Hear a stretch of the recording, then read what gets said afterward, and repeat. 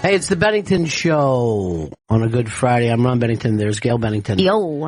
And I'm Ron Bennington. And even though it is Good Friday, what do you say we make it a great Friday for the first time ever? That's such a good idea. I mean, I've always just settled for good. Yeah. But you're right. Let's make it great. I already have a Catholic guilt thing going because I forgot it was Good Friday. I didn't even know it was Easter coming up until last week, Palm Sunday. Mm-hmm. Someone said Happy Palm Sunday, and I go, what the hell is that supposed to mean? Why would you say that for no apparent reason? Why would you say that on a Wednesday?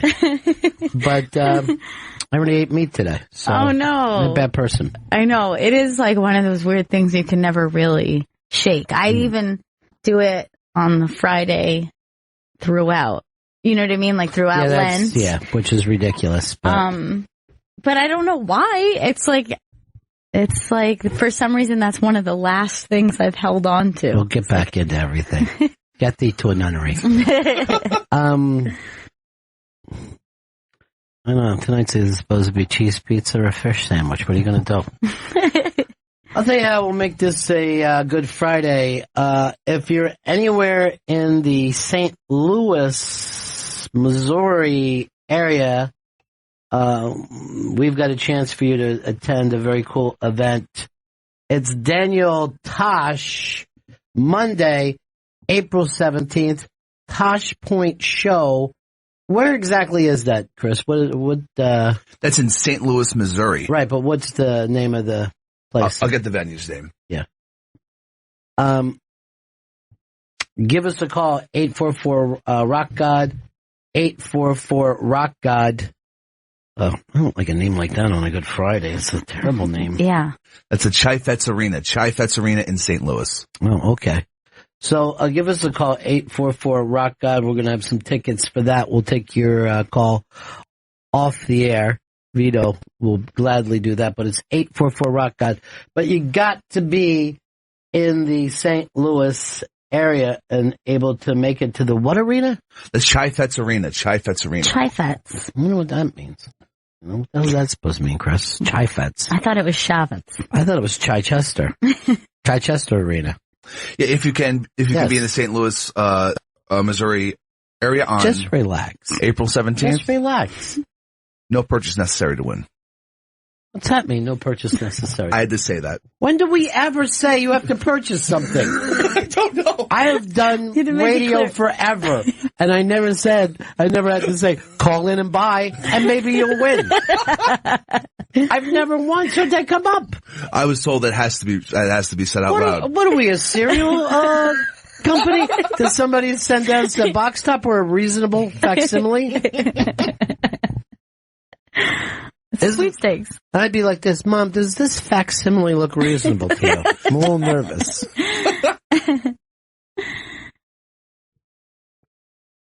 Phones are blowing up. That Daniel Tosh is a very, very popular young man. He is. He's a popular guy. People love the Tosh. People like him. He makes fun of things. Yeah. They like it. They love it. Like he sees things on the internet and they makes fun of them. That's what... I hope he does. I'll tell you what. I've never turned on that kid's show that I wasn't like...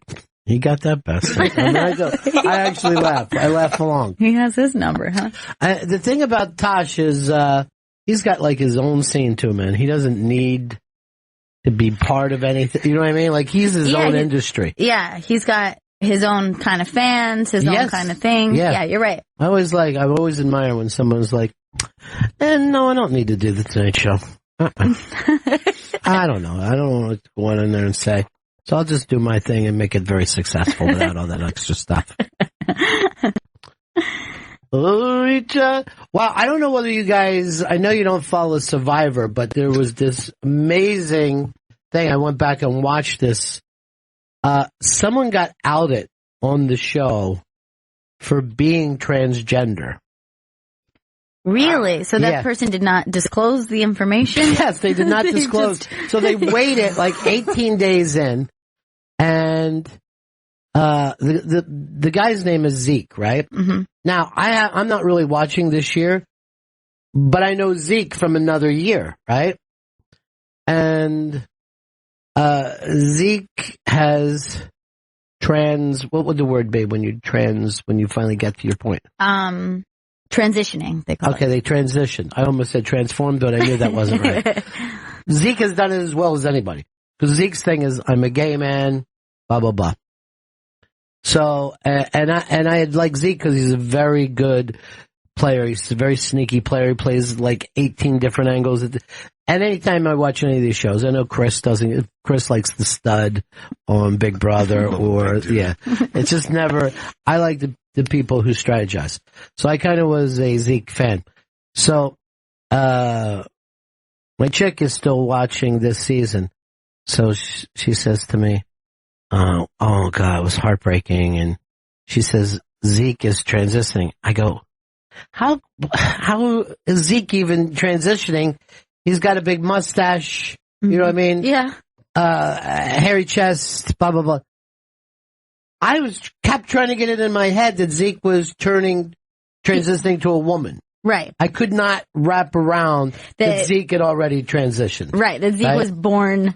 But this female. Other dude, who was also a gay guy from North Carolina, and he's like, here's what deceitful person Zeke is. He hasn't told any of you that he's transitioning. And I went back and watched it. And obviously everybody was appalled, right? That was part of it. But Jeff Probst goes, Jeff Probst gives the guy some shit and then goes like this. I don't even think we have to vote tonight, do we, guys? We're all voting him out. And I'm watching that and I'm like, first of all, Survivor has no place for moral high ground. You know what I mean? Like lying and deceit and being cruel and using something against someone else is the entire point of the show. Right. This is why people get mad at PC stuff. You know what I mean? Because there's this weird thing where, how dare you?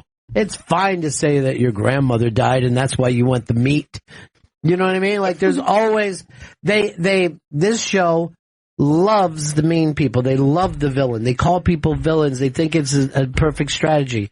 But this guy did this one lie that's suddenly like, this isn't that kind of show. Yeah, Probst draws a line. Yes, but not only that, he cheated to say to everybody, I don't even think we need to go back and vote. They didn't even go back and put out the guy's torch.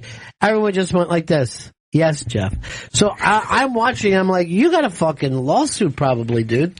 You can't have a game. Yeah, he like influenced the game. Yes, he influenced the game. Thank you, Chris. But it was, first of all, I'll say this. If you don't know that person before, right, then there would be no way that you needed to know they transitioned or not. That would be like saying, hey, I used to have alcohol and drug problems. As soon as I meet people, you know what I mean? Right. Whatever. Everybody's transitioned something from when they were a child. Sure. You know what I mean? You could be like, oh, I used to fuck a lot of people, now I don't. Or you whatever. You don't have to disclose that you're a rape victim. Yes, you don't have to do that. You don't have to tell people you used to be fat or whatever. There is no way you need to do any of that stuff. So the dude was obviously wrong. But I also think Jeff Probst was wrong. Yeah, I think, only because I've seen Survivor and they're like, storm is about to hit. It could be deadly. You guys are sleeping out tonight. Like, you know what I mean? Like, they already, like, take humans to the brink of, like... Yes, but they also celebrate deceitful moves. You know what I mean? It's all part of it. It's all part of me starting up, like, if it was the four of us and I'd be like, I'm allowed to lie about Vito and say that he ate the rice and you know what I mean? Yeah. And people are like, oh, that's good stuff. But this guy who was clawing to stay on the show thought he had something. Yeah. Thought he goes to the show. Look how this person doesn't share everything. They're not going to share everything with you. And that was, And then that's up to the tribe to decide. Yes, not Jeff Probst. And his own moral center that he has there. Let the tribe speak. That's what they do best. Now, this is another thing that I've never seen him. And Vito, I know, are you a Survivor guy or not a big one? Not a big one. Okay. Even though you love Big Brother. love Big Brother. I only watched a few Survivor seasons. I know, but Big Brother is just a comfortable Survivor. That's the only thing. Too comfortable, really. It's Survivor, except for you don't have to sleep outside in the rain. You get stung by bees or whatever they get. Scorpions. Thanks, Chris. I didn't have that. That's the word I was looking. By the way, I'm going to look at you right now. Not one person in the history of Survivor has been stung by a scorpion. Not one? I forgot where I was going with this before Chris. You were asking Vito if he's a Survivor guy. Yeah, but there was something I was going to bring up, and then I just hear scorpions. You know what I mean? Just like Chris is doing this thing of, I haven't spoken in a while. I want to let everybody know I'm on the show. Remember like the other day when he turned on the mic to laugh? Oh, Chris is back there. Good. A Big Little Lies reference. Well, but like eliminating that contestant is like if in Big Brother they went, you're not actually a kindergarten teacher, then you have to go home. Or if you lie and say that somebody else is a cop when they're not. I mean, the whole thing on these shows is about lying all the time. And, from my point of view, what the guy did was wrong. But I don't know how Survivor can say the same thing. Because they've set up a show. It's like if you suddenly got mad at a boxer for punching too hard. You know what I mean? Mm-hmm. And you're like, oh, that was vicious. And let that strategy backfire if it backfires. Yes. Like it likely would have. It was. Yeah. Everybody was immediately pissed. Everybody immediately stepped outside of the game. Yeah. I went, how fucking dare you? I mean, there was nobody on the show who went, ooh, or I slept next to this dude. There was none of that shit. Nothing. So there was no reason for Jeff to not allow those people to be adults. Right.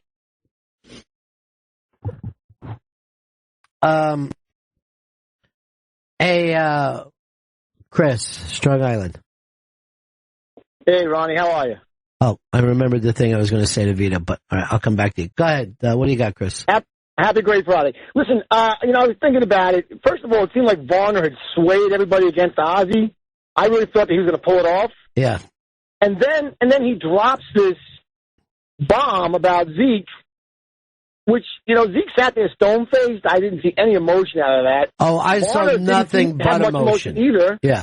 And I really thought that in the end, again, this is cynical of me, that I thought maybe the two of them had planned this out to maybe bring because that's the kind of show that it is. Right. That's the kind of show that they do stuff like that.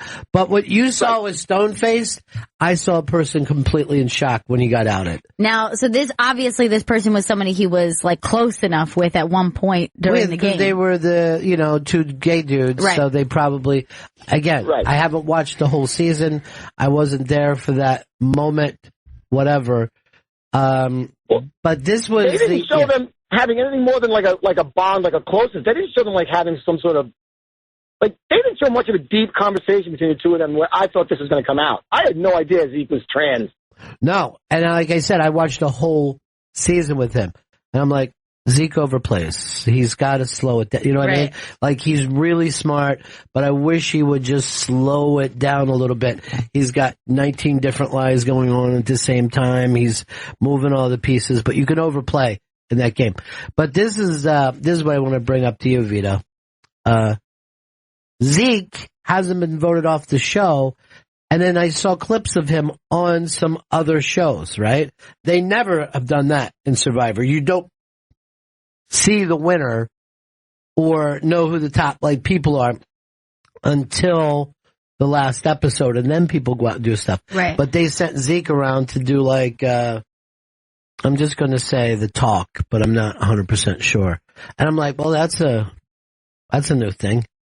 Yeah, so they're obviously putting the buzz of this thing ahead of their normal strategy of the way they roll this thing out. Yeah, the way they've done it for 29 seasons or whatever it is. What's interesting to me is that Probst would step in and say something like that if already the emotion was pretty clear that they were going to vote this out, or that it didn't have a good reaction. I don't know, maybe it wouldn't have. Maybe it would have settled down and not gone that way, and maybe he was afraid that America would have been mad at Survivor, the actual show. Yes. Yeah. Yes. If outing somebody is bad, if outing somebody who didn't want to be outed is the issue, though, then should Survivor have not played the clip of him being outed? It's exactly right. It's exactly right. That they use this, no matter what they're saying about it, for entertainment purposes as well. And now this other guy who said something in the middle of a game is, probably getting death threats or whatever. And he's completely judged by this one moment in time. And maybe perhaps even Zeke is experiencing attention that he didn't want, obviously, if he hadn't disclosed that. I think Zeke is running with it big. I think Zeke is a smart guy, and he's going to do fine with it. But yes, I'm sure Zeke knew when he did this show. Some newspaper could have picked it up, whatever. Somebody from his high school wanted 5 seconds of fame. So he had to be prepared on some level.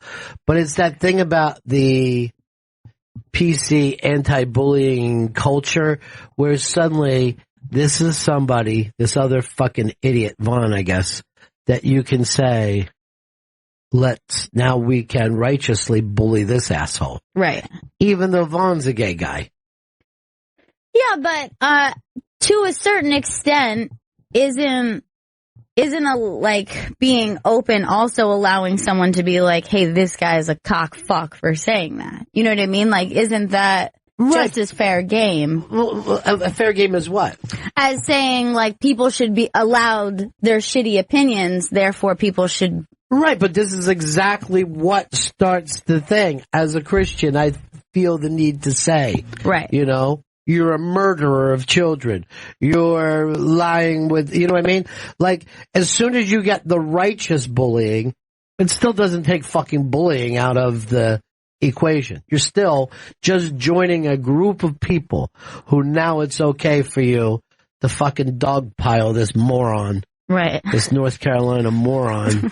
I think it's Vaughn. The whole thing is just a constant weird thing that takes place 24 hours a day.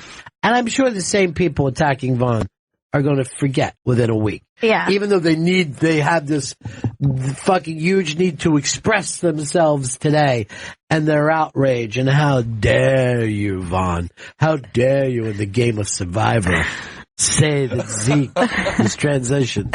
I like that Vito had brought up this idea of did Survivor even need to play the clip, and it didn't even occur to me. It's clearly that's what happens on the island, and it needs to be reported. And in the meantime, they shoot 900 hours a week, right. And you see an hour show.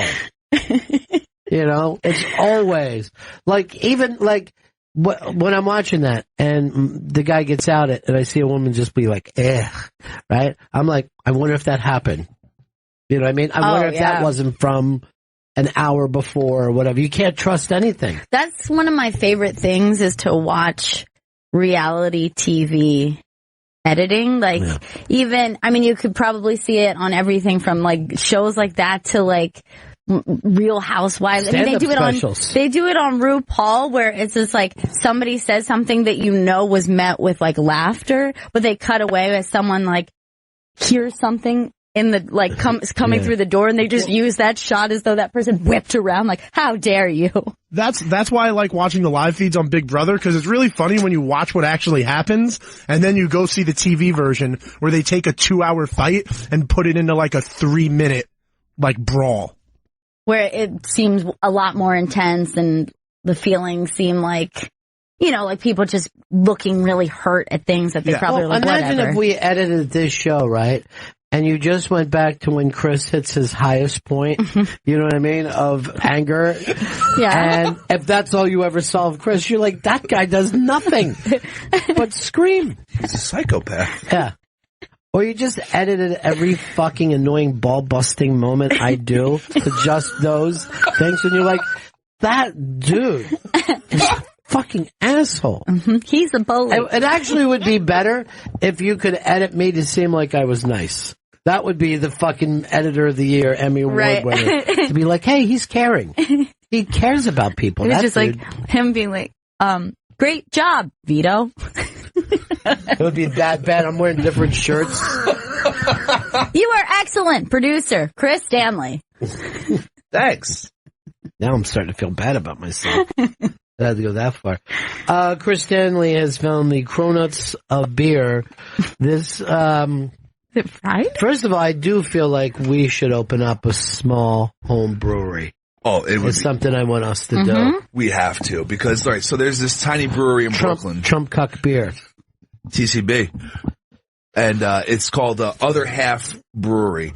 And they release, like, small batch beers, like, once a month. And there are people just hundreds of people are standing outside this beer brewery to buy this beer. It's a quarter of a mile long line. And they wait for them to open up, and they sell out all their beer that they have made by 12 o'clock. Now I'm like, how fucking good is this beer? But they even bring up during this, you could trade this beer, which is another way of saying resell. It's probably for collectors, and it's just like the shoe industry. You know what I mean? Where Nike puts out, oh, we're going to sell 18 pairs of shoes. You know what I mean? And we're not going to say where we're selling it. So you force this demand. You force it to the people that are addicted to saying, I've collected all the beers. Now, aside from there being demand for it, because it's in small batches, is there anything particularly special about it? Is it they say it tastes fantastic. It's just good. It's but every really time good. you get it, it's going to be a new thing. It's mixed with a different product, whatever. Apparently these guys can pull this off. But if you watch the Netflix show Easy, you'll see that they set you saw it, Vito? Yeah, I saw the 2 episodes. So they brew in their garage. There's no name for their beer. There's just a picture. There's just a label. And people are like, what the hell is going on with this? This is very cool. Now, I'm of two minds about this because, like I was saying, like last week, that there's a place in my neighborhood and they just have not very much stuff for sandwiches. Yes. And I'm like, just because you have little of them, that's what's creating the popularity. They're good, but like, are they enough to be like, sorry, we're sold out every day by 1 p.m.? It's like, that's because you don't order enough. Yes, like, you are right. That's why. And you like to probably go home. Right. You know what I mean? You don't want to be in there all day making sandwiches. It starts to get annoying. But the other part of me is just like, how good is this beer? Like immediately I'm like, no, I don't want to wait in line, but I do want to taste it. But that is the old school now, hipster culture. Right. There's not much of it, but you can get in on it if you're here in time. I ain't saying where it is. Just like, Where's Fluffy? That band that you didn't know where they were going to pop up, and that made everybody be like talking about them all the time. But I've eaten a cronut, and guess what? Not as good as a donut. But that's not the point. You can get donuts anywhere. I tried a cronut. I liked it. Yes. But would I have been happy to wait 6 hours in a line for it? No, there isn't anything like that. This is not the case. There's not a fucking show. I gave my friend tickets for Zeppelin when I was a kid. I was like, here, if you can get them, you can get them. But I'm not fucking sleeping out.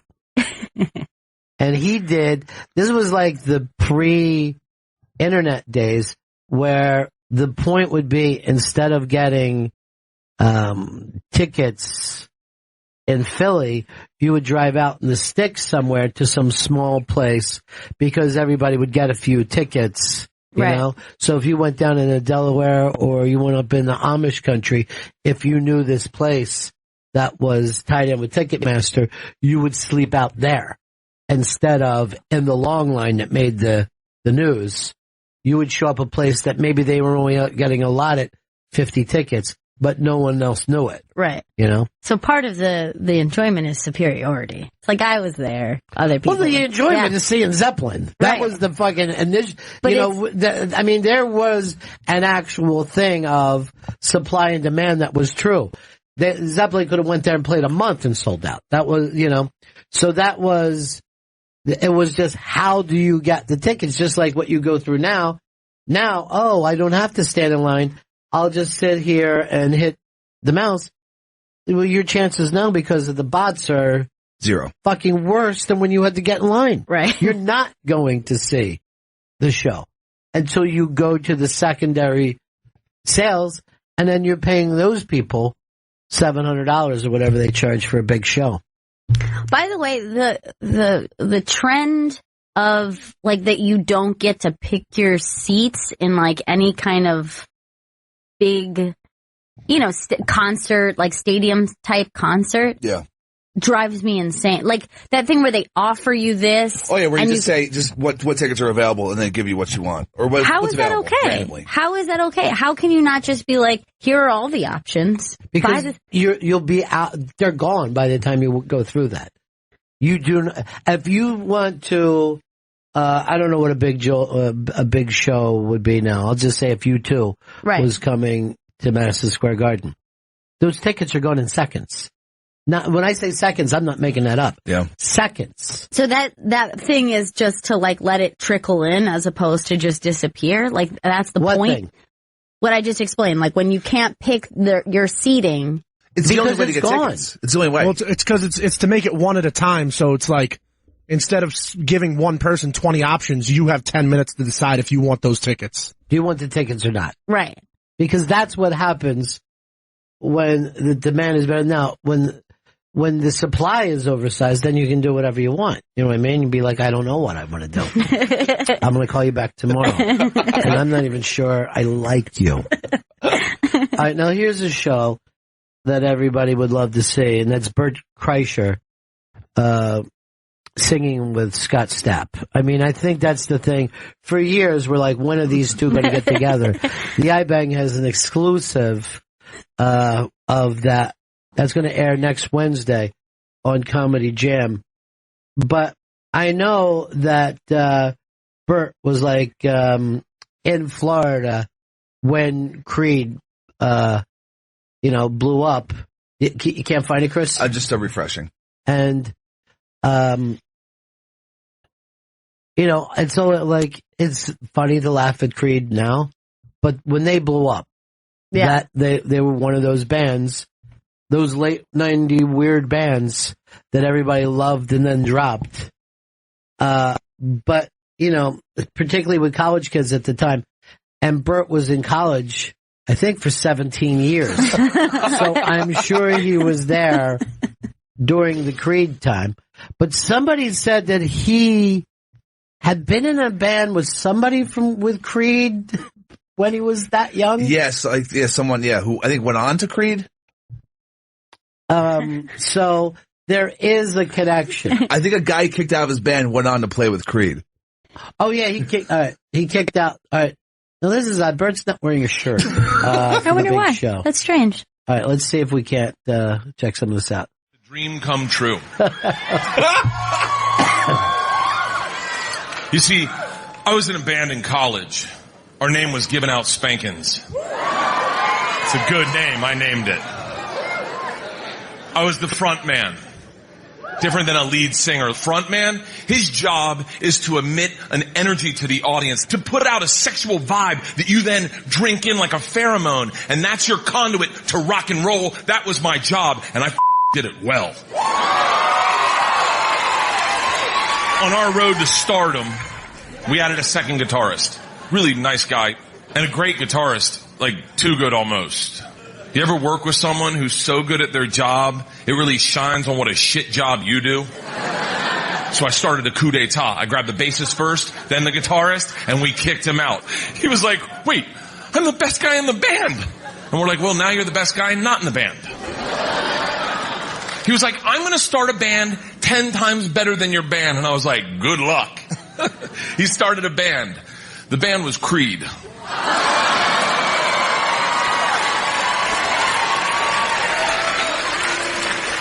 That guitarist was Mark Tremonti. Now, I reached out to Mark Tremonti to see if he could come share this story and play with us tonight, but he's on tour and he couldn't make it. So, hold on. It's okay. Some other members of Giving Out Spankings had some openings in their calendar. Out of Orlando, Florida, the primary guitarist in Giving Out Spankings using his... It's going to be, I don't want to, all right, now here comes Scott Stapp out to say with him. Ladies and gentlemen, we are performing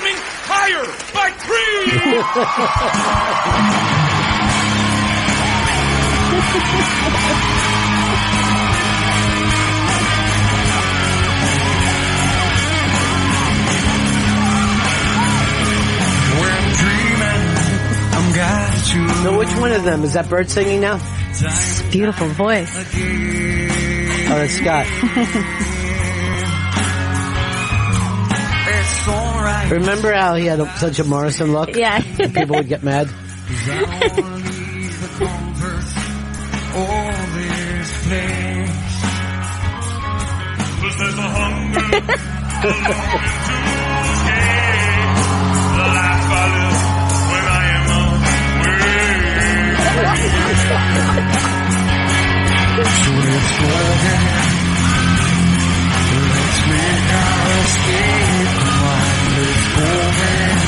How they all ripped off the Seattle sound in the late 90s. Can you take me higher to a place where life and Bert looks fantastic though.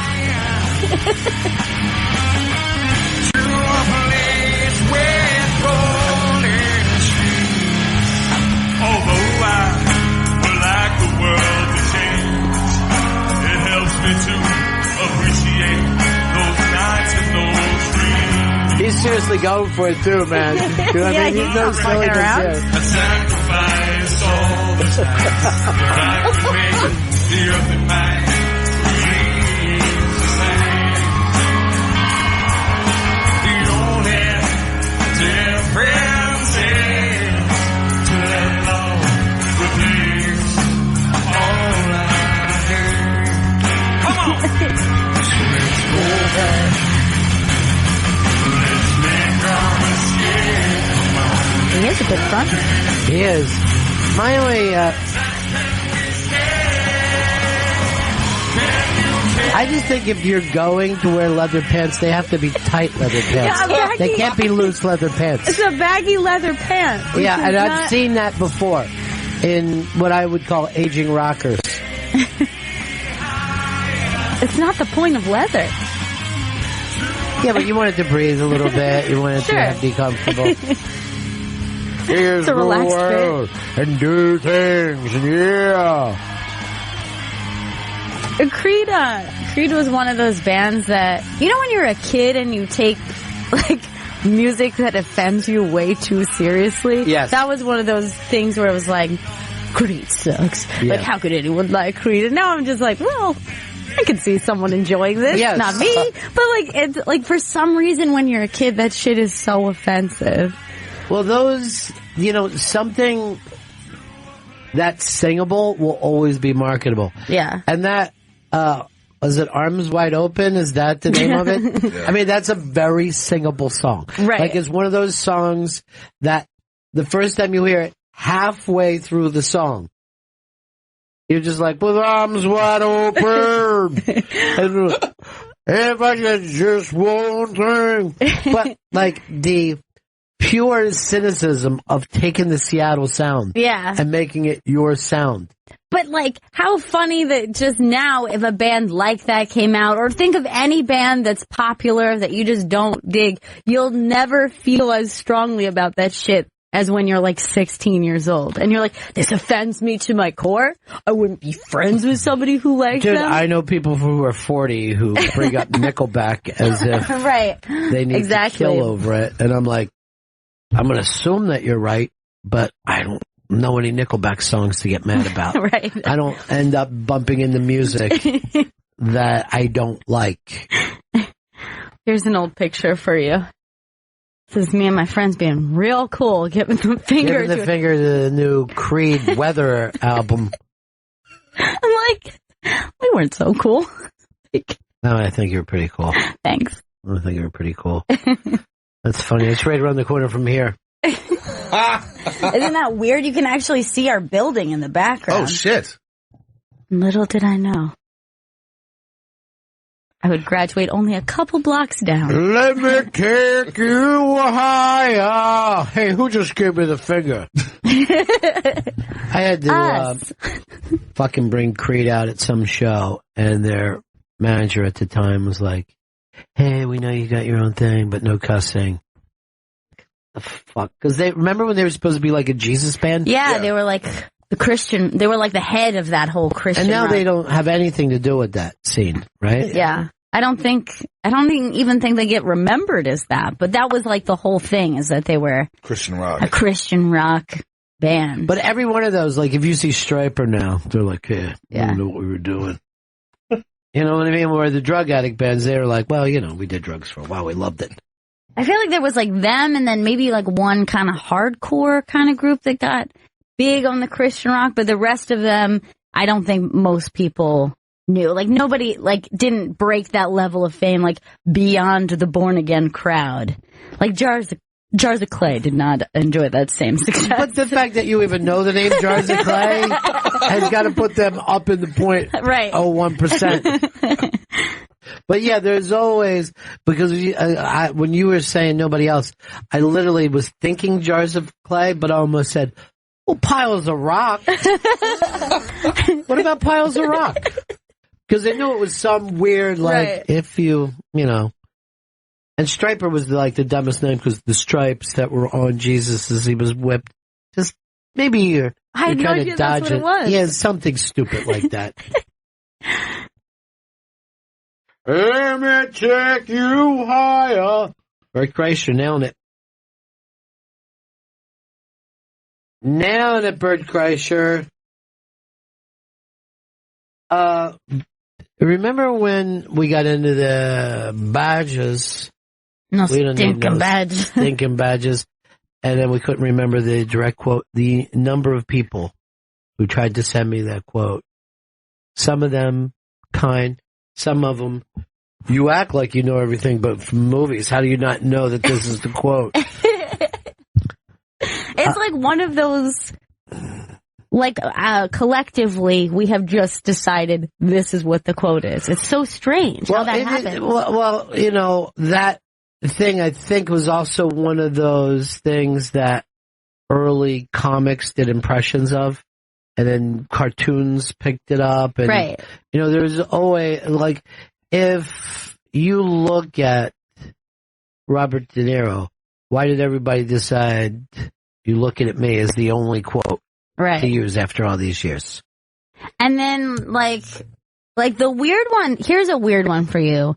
The Jaws, when he says, "You're gonna need a bigger boat." But as a collective, we have decided we're gonna need a bigger boat. But he does say "you're." But for some reason, when anyone First quotes of all, that, this is stunning to me. Yeah. I didn't know that. He says, "You're gonna need a bigger boat." But for some reason, I mean, if you ask me normally, what is the line? I usually just think people normally say it's, "I think we're going to need a bigger boat." I think we're going to need a bigger boat. Yeah, I think we're going to need a bigger boat. Yeah. But he says, "I think you're going to need a bigger boat." And nobody ever says it that way. I don't even hear it that way. And I watch the movie every once in a while. It's a strange one. And then, like, that's just, like, the standard. Dirty Harry actually never says, "Do you feel lucky, punk?" He says, you have to ask yourself, "Do you feel lucky?" Well, do you? He never actually says, "Do you feel lucky, punk?" There's no Anybody punk. says punk? But see, here's what happens. The first guy does the impression. Right. Second guy just does the impression of the impression. Yeah. And then everybody goes along with it. Cagney never said "you dirty rat." There's a million. There's That one's never said? No, it's something like close similar. To yeah. I like that "and justice for all" always gets misquoted because most people don't even know the movie, but they know the quote and it's not even the right thing. The quote? So everybody says, "I'm out of order, you're out of order, this whole courtroom is out of order," but the actual quote is, "You're out of order, you're out of order, you're out of order, this whole trial is out of order." So those aren't even that close. That's another one. Like, I would have been sure. By the way, why do you act like no one knows that movie? Everyone American has seen that movie. Yeah. I know, like I just don't think it's as beloved as a lot of other, like, Al Pacino movies from that era. From the 80s? I thought that was the 70s. It might have been the late 70s, you're right. Because he had that little funky helicopter.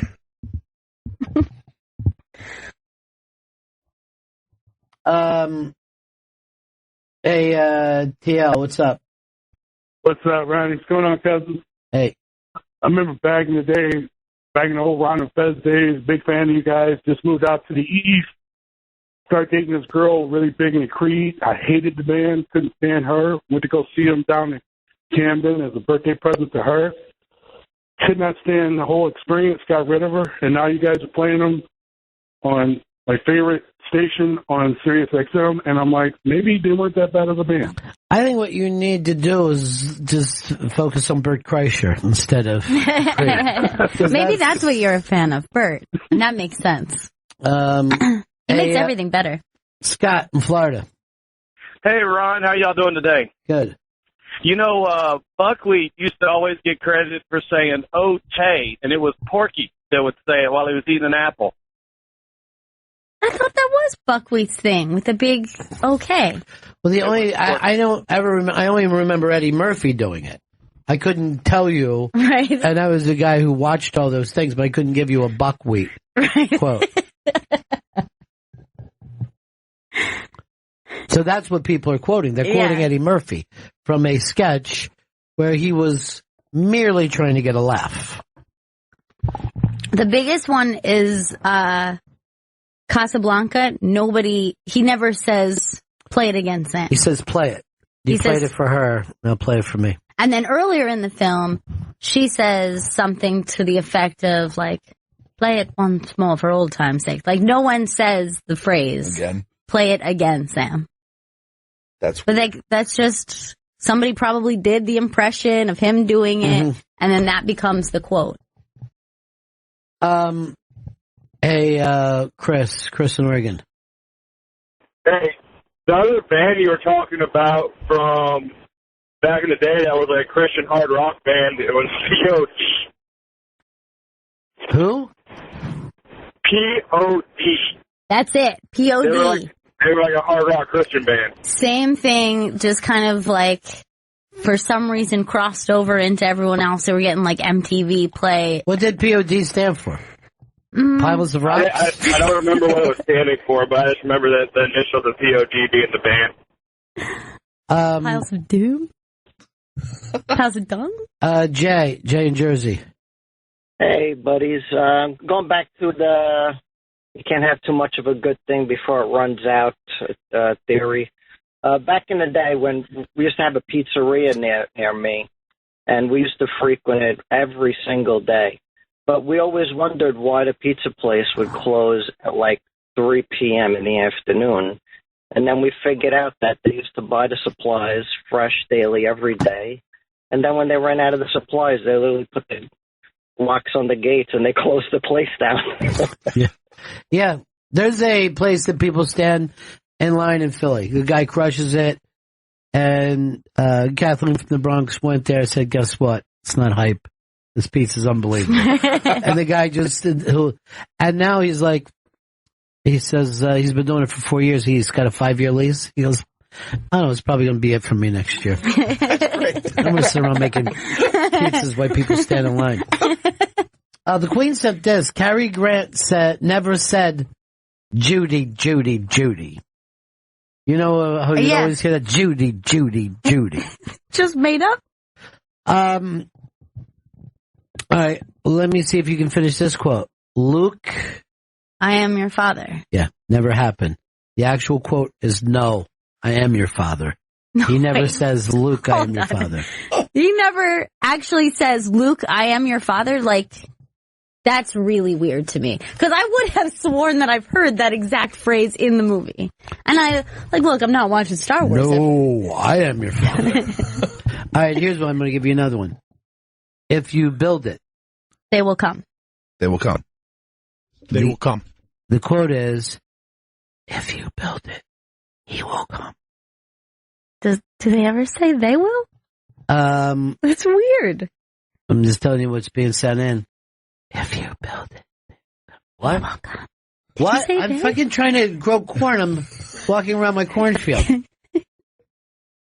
I tried to watch this, that movie the other night, where it's Mel Gibson and Joaquin Phoenix and the alien monsters come. Signs.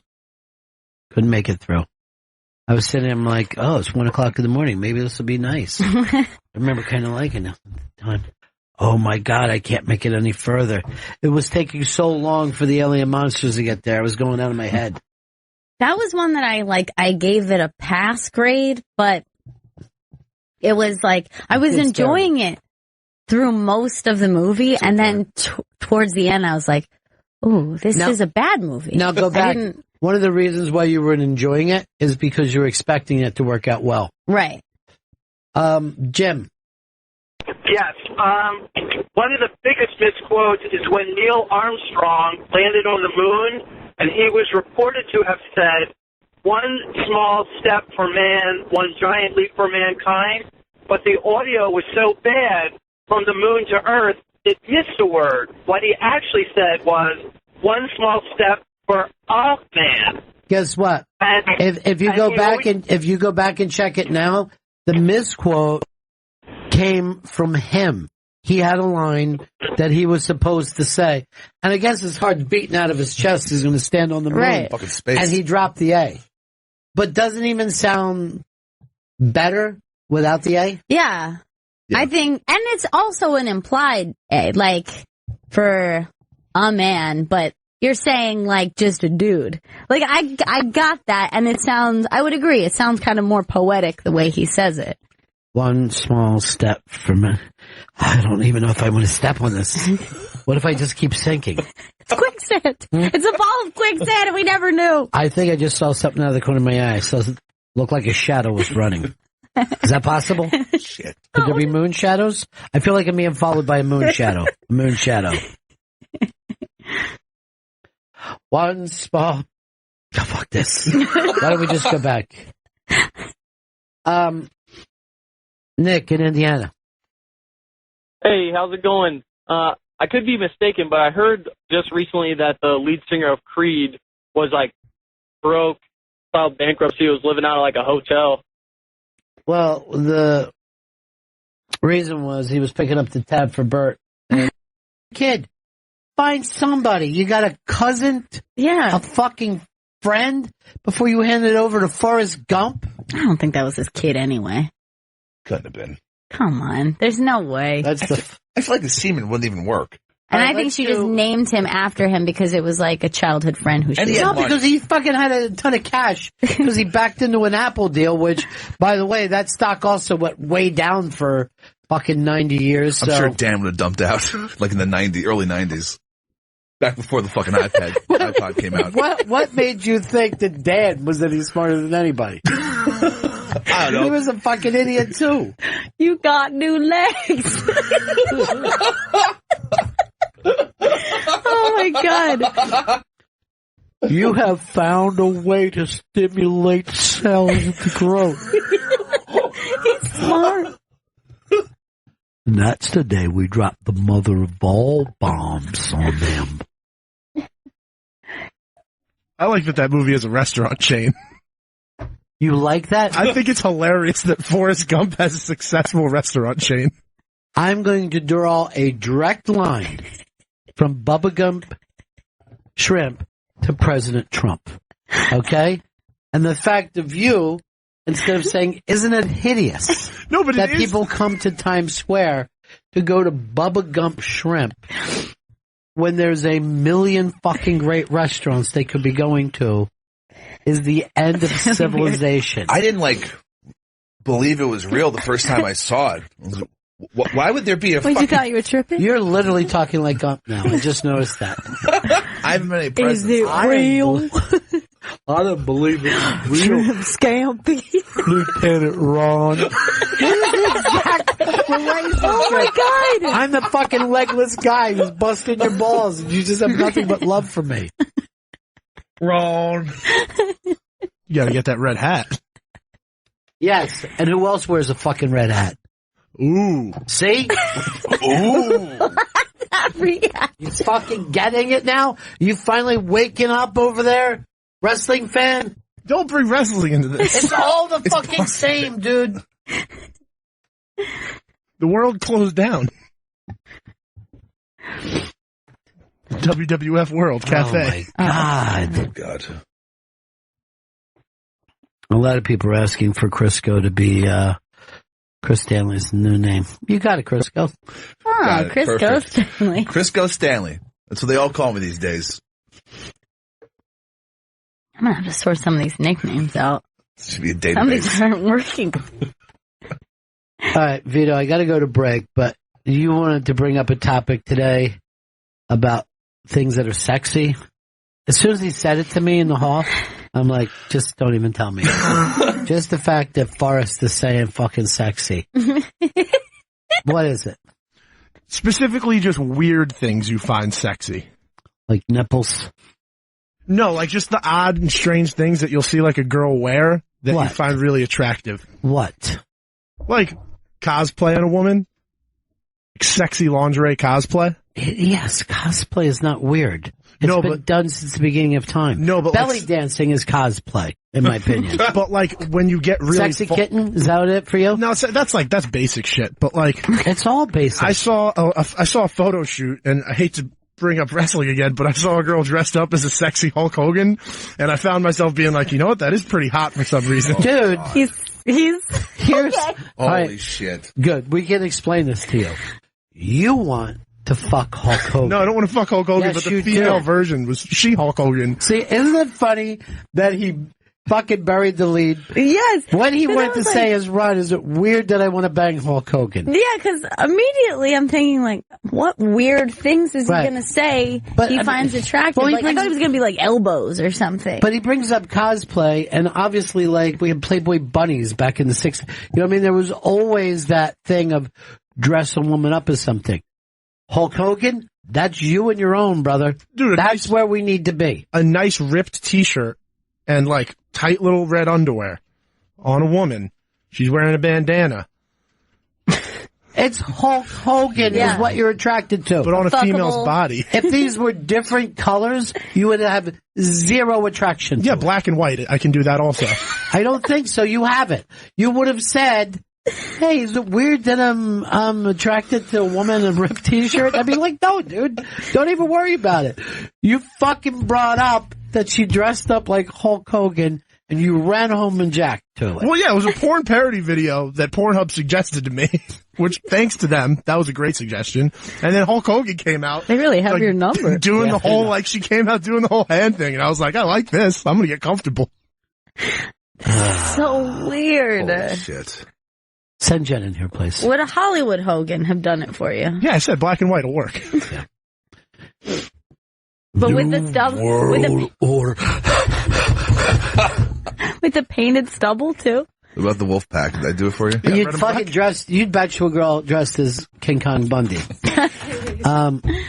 Jen, I brought you in here just to get you away from him. I have nothing for you. But it scared me that she was in the same room as him. I'm disgusted. Well, he's talking about his. Can you take me high? Oh. Cosplay. Oh, but like Comedy Jam's a lot of fun though, right? Oh yeah, it's a very fun show. Brewer was on last week with Rob Halford, and Brewer was like, people ask me like, I got to live a lot of my dreams. What's the coolest thing I've ever done? And he's like this, it's right now. It's me and Halford. You got another thing coming. They always do the hit, no matter who they are with. They just, tracks. yeah. Gotta get the crowd on your side. I guess, I would think if I was the metal dude, I want to show people, hey, it's not just the shit that they play on the radio. But guess what? It is. No matter who your band is, right? The song they play on the radio is your best song. I don't care who it is. Radio knows. They will figure it out. And don't act like, come on. That's what they play? Yes. Because it's right. So, Vito, I'm going to send you to the company psychiatrist. Okay. Because you're what we call wrestling gay. No, it's not. Like That's I a said, thing that exists. you can put them in some exotic, maybe a bumblebee singlet on a girl. I'll take that. Singlet. Let's go back to this. He got aroused by a girl dressing like Hulk Hogan.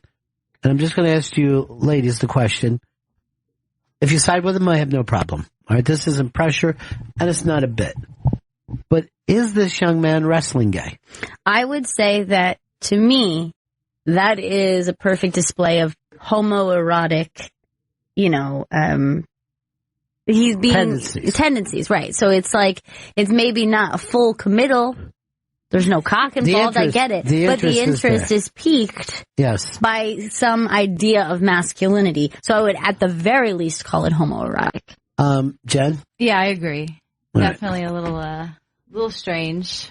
No, well, that's just his thing. We accept you, whatever you are. But you're stop slightly gay. slowing us down by acting like your heart is broken by some girl who, by the way, had a lot of masculine tendencies herself.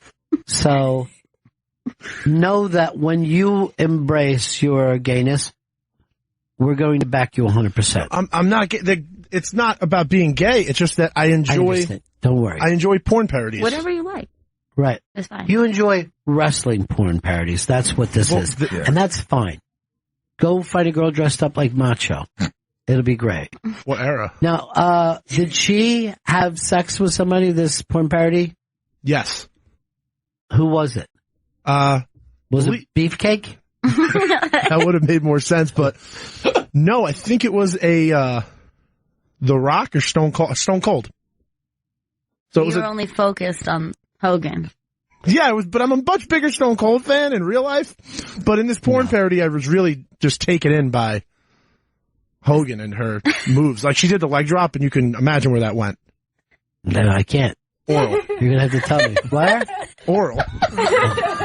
Now, why would I guess that the leg drop led to oral? I'm like, did she drop her on the cock? That's what I was thinking the implication was. Because that would have been an amazing porn move to come down. Yeah. From some drop from heights. the top rope. Dangerous Well, spot. wait a minute. Hogan, top rope? No, you're that right. has never happened in Good history. point. Good point. Lazy boy has never fucking went up high. Vito, since you've come out as gay, you're sweating like an animal. I'm not coming That's out going to as hurt gay. you in the society of gayness. I'm not coming out as gay. I just really enjoyed this one porn parody. Maybe they'll do a series. Maybe Ric Flair will be next. Good luck to you with that. All right, I'm going to be at the Standing Room in Long Island tonight, and then tomorrow night I'm at the Stand in Gramercy Park, where I have the keys to Gramercy Park. Got the keys to Gramercy Park. Paul Schaefer, when I read his book to prepare for the Unmasked with him, he lived at the Gramercy Hotel for like 11, 12 years. Just lived in a room. That's fucking great. Yeah, it's fantastic. And the hotel gets keys to Gramercy Park. This is the only kind of private park. If you live around that park, you can get a key to it. I don't understand. Those people aren't paying for the park, as far as I know. You know what I mean? That's not part of their rent. You just have exclusive. You didn't know this story? No, I thought they paid for it. I thought there was like a fee in the building or whatever. No. You get, if you're there, you get keys to it. So the hotel gets a key to Gramercy Park, but you can't give it out, right? Right. So the guy took Paul over and opened it up, said, go ahead in. He goes, I'll be back in a half hour. He shut the thing. And Schaefer knew that he wasn't getting out for a half hour and started to have a panic attack. That would freak me out, too. Now you've created a prison instead of a nice park. First of all, it's not like you couldn't jump that fence. That fence can be jumped. Yeah, it could be. And you're in a park. Wouldn't you at least spend a half an hour in a park? I know, but there's something about the idea of you can't leave the park for a half hour. You get in the subway every day. I know. I don't like it. I'm on this thing for an hour? I'm committed to this ride? Can you take me home?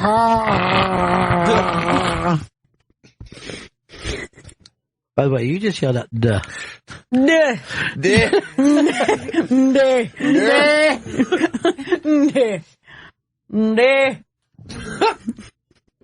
What about you, Chris? You got something in your mind before I go to break? You know, I hear the news about Eli. That's fucking... Oh, yeah. I don't know why we didn't even open with that. Have you heard this, Gail? What? He's Eli caught, Manning? he's gone up in his first scandal. Eli Manning For the first time in his life, everyone's saying, and why didn't you bring up Eli during Forrest Gump? Because that's what it reminded me of. Gump. But he was good boy, right? I mean, that's his... Not only good boy, perfect boy. Yeah. Perfect, no fun boy. They just gave him the Good Boy Award last year. Yeah, he won the Man of the Year, or he was a co-winner. I don't know who else was there, but Babyface Nelson. So Eli Manning has been caught in the controversy of selling fake memorabilia to various memorabilia collectors. Emails were found from his email account to the equipment manager of the Giants saying, "Need 2 helmets that can pass as game used. That is it." Now, how much would he get for signing a helmet? So a helmet from that Super Bowl season, just from a game, was $5,000. Okay. $5,000 when you're making Eli money is not big. No. It's not worth getting in trouble for, certainly. He's been in the league for like 13 years. Here's my opinion. No matter how much money Eli makes, and it's probably $20-some million a year between his, endorsements and that, he ain't touching it. That's going straight into the family fund, right? Mm-hmm. He needed $5,000 mad money in his pocket in case he wanted to knock back a couple Coca-Colas with the equipment boys. You know what I'm saying? Like, yeah. I bet he doesn't have any walking around cash. Right.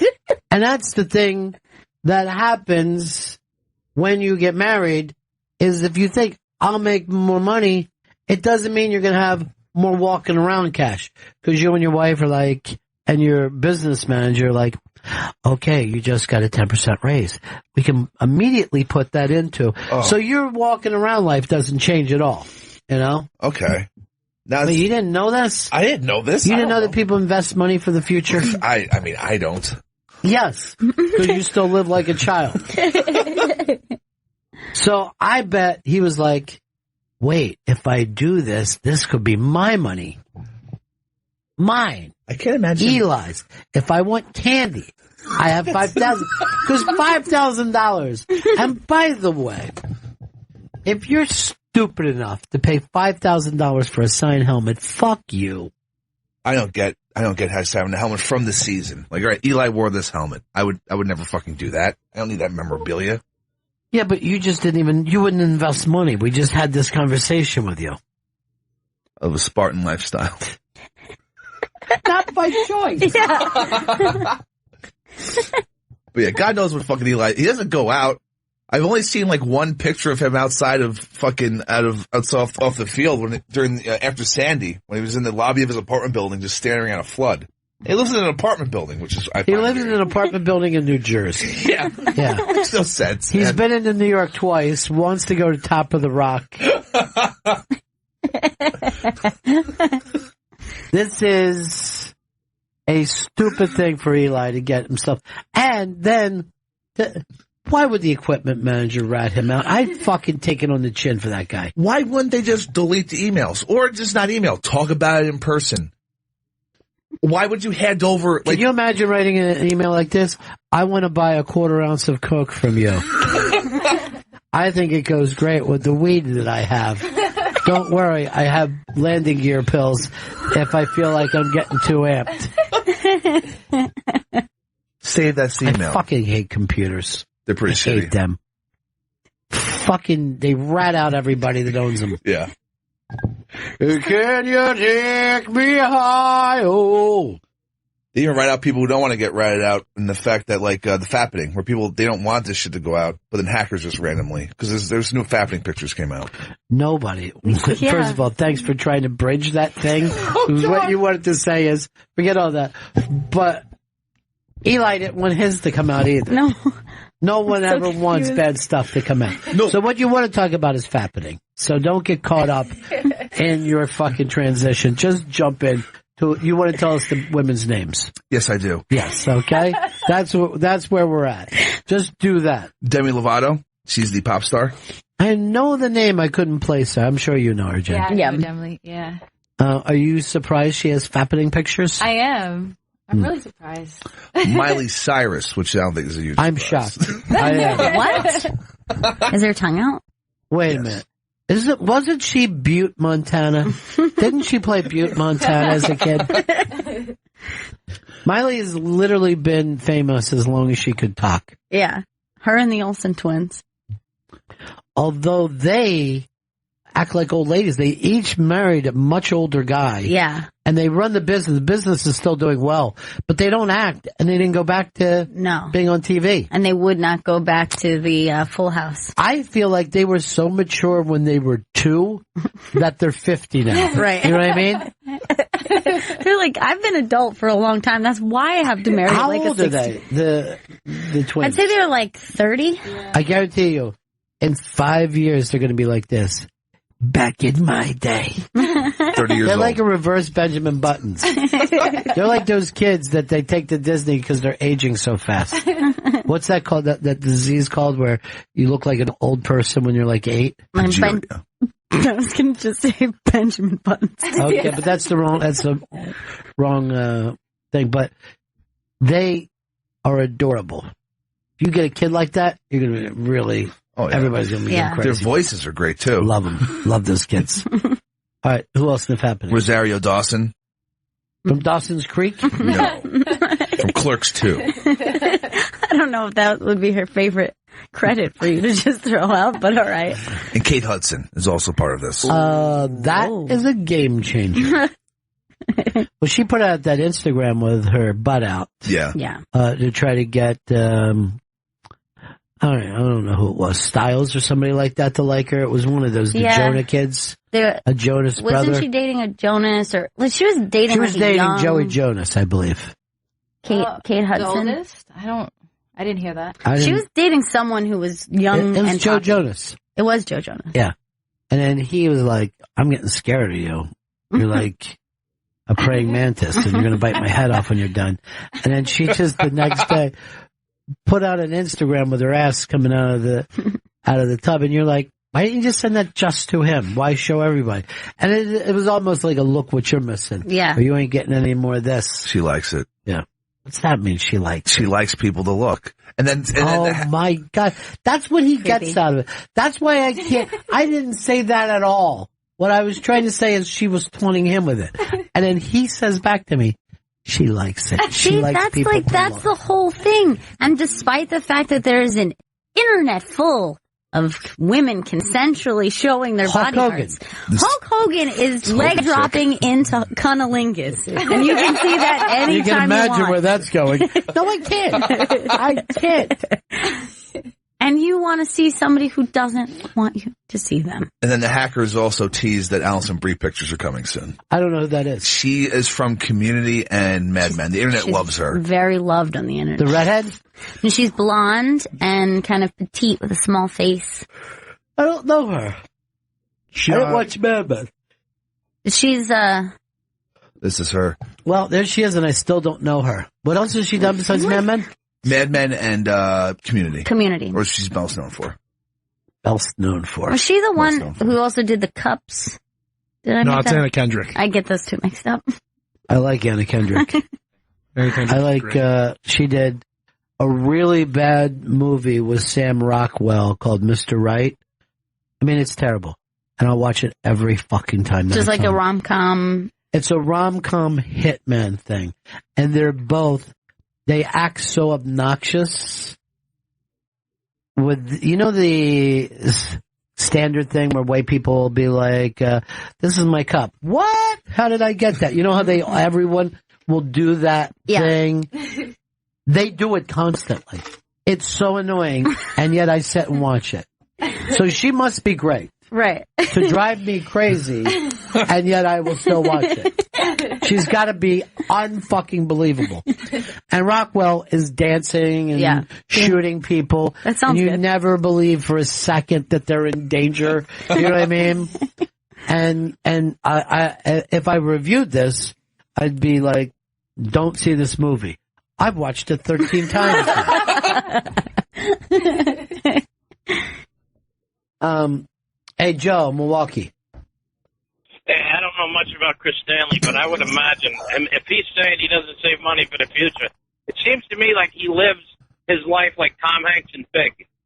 Well, it would be if it was called Tom Hanks big drug addict. That would be the Chris Stanley. He doesn't have big the money to alcoholic. live like that. He has a much nicer apartment in Big. I mean, that thing's and he has like a trampoline in his apartment. Like he has all kinds of cool stuff. He has goals. That little boy had goals for the future. And a girlfriend. Yes. Hey, I got a date tonight. I got something lined up in Austin. Things are all right. All right, let's see your Austin girl. Yeah. All right, here's the Austin girl. Austin girl out there. Now, guys, you just gave him a hard on over there. Let's see. He always is with the same kind of he has a type. emo. He has a type. Elderly emo, I'd like to say. She's not elderly. She's 30. I mean, she looks older than 30, but... Oh, my God, Chris. No, right? I don't think she's 30. It's a lie. She's 40 if she's a day. I'm fine. If she's 30, she's a hard 30. She's from Boston. She's been living hard. Well, she actually gives out where she works. She's a waitress and gives out where her place is. That's weird. Yeah, that is weird. So you're going to get pop-ins like that. Yeah, no kidding. If I lived locally, I'd go over and check her out before I even swiped. Yeah. I never saw anybody do that before. So this is your Austin date. Have you already set up a meeting place? She has to figure out what her schedule is next week. Are you going to bring her to a show? I'll bring her to a show if she's free, yeah. I understand if she's free. I'll be shocked if you bring yourself to a show. I'll be there. And she's on the north side of Austin. This is where she works. Oh, nice. Looks like in a mall. Cool. She's doing well for herself. There is their happy hour lasts from 3 to 6. Great. We'll swing by. That's good to know. You forget how many happy hours there is in the suburbs. Someone loved that they loved the Otto Peterson unmasked. I'm glad that that's out there. That's such a good unmask. Oh, yeah. People are a little alarmed by Vito and his wrestle spank. By the way, did you get a chance to see all these fappening pictures? I saw the majority of them, yes. And? I liked them. Like, they were great. I liked them. I mean, they weren't, like, sometimes there's very hard, like, the Rosario Dawson ones were kind of BDSM-y. She's, like, wearing, like, some fucking, like, gimp mask. BDSM-y. It's like bondage, but Like then he put stuff, a Y at the end of it, like, as if to say BDMS, GDS, whatever. You know what he's trying. Not really. No, so you're saying that she's in the bondage? I would think so from these pictures I saw. I mean, she's wearing a she's gimp like mask. a mystery. Oh, she's wearing a gimp mask. How do you know it's her then? It's shenanigans. Her. It's her. I'm calling shenanigans. I'm calling shenanigans too.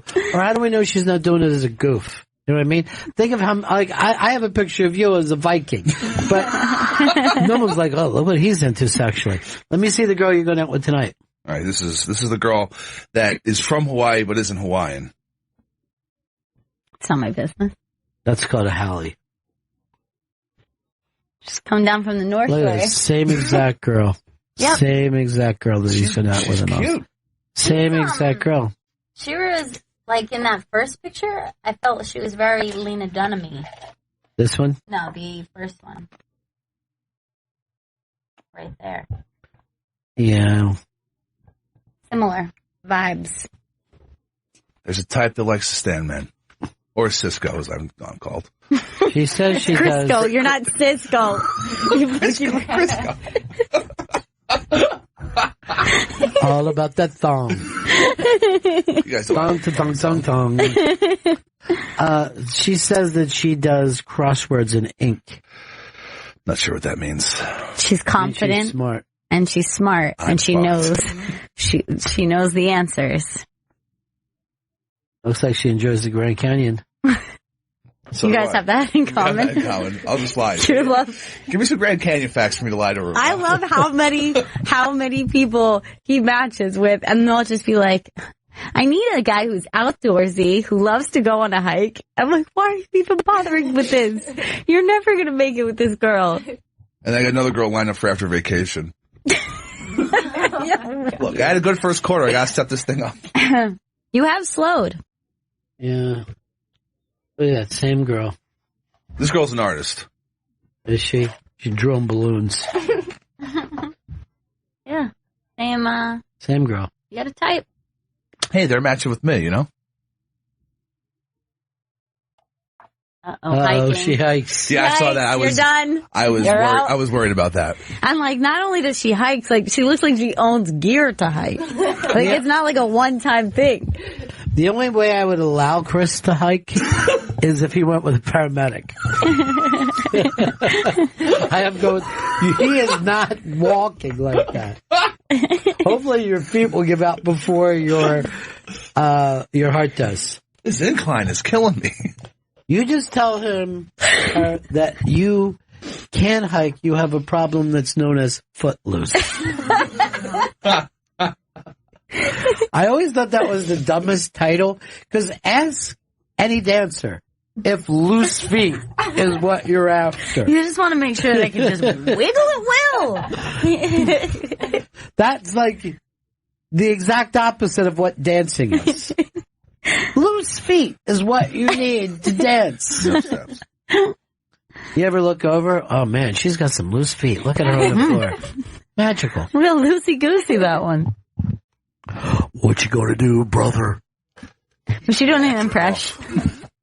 Was she? Huh? Was she doing an impression? No, the impression part was pretty poor, but it was just the point of It was there. It was just bad. Yeah. Yeah, it wasn't up to snuff with like what you gonna do, brother? When I squirt all over your face. That's erotic. You're into piss too. You said you said you love it. That was one of your big things. You like to be pissed on. Like you said, you like to be pissed into. Are we saying What's that mean? squirt or actual piss? He's a pee in my butt guy. Look at Jen's face. This is why she won't pick you to be dating material. Yeah. She picked Chris over. Come on, I can buy you a Hulk Hogan outfit. We can do this. Guess what? That's going too far. HR. That's HR, going dude. You're worse too than me. Far. No, but HR. Nothing's worse than triple murder. Yeah, you can't say stuff like that at work. Sorry, Jen. Jen, you know this is a safe place for you, right? Yeah, I know. I'm just blocking cocks nonstop. Oh my God. Protecting Jen. That's not sounding good. I'm like a cock goalie. Cock goalie. You just turned him on. It's another fetish of men's sportswear. Dude. Oh no. Vito. Vito, you filthy fuck. I like sportswear. I like mud and dirt. Mud, you mean shit? Mud? No, not shit. Like, You like mud in your mouth? Like dirt. Like. Here's what he says to his girlfriend. Vito will actually say this. Let's just say I want to go to the Brown Derby today. He points at his head. I gotta go to break, okay? Then I'll come back in here every sick thing that you do. God, what a pervert. It's Bennington. We got Town Hall playing. Yes, Is that right? This weekend and tonight, the Cheech Marin Town Hall airs on Comedy Greats. That's tonight at 8 p.m., Saturday at 3 p.m., and Sunday at noon and 8. Chris, did we ever play that on our show? Yes, we did. We have, yeah. But So this they is haven't played it yet. Yeah, they haven't played it. So if you guys missed it, check it out tonight, 8 p.m. On Comedy Greats. Channel 94. 94. What are we, 99? We're 99. I better. Yeah. I better than them. Vito, well, first I'll say to Chris, Fez texted me and said that the Giants had deleted those emails and Eli turned himself in. He ratted himself out. He felt bad about it. And he went to the authorities, nobody else. He is a good boy. He is really, seriously, whatever you think of Eli.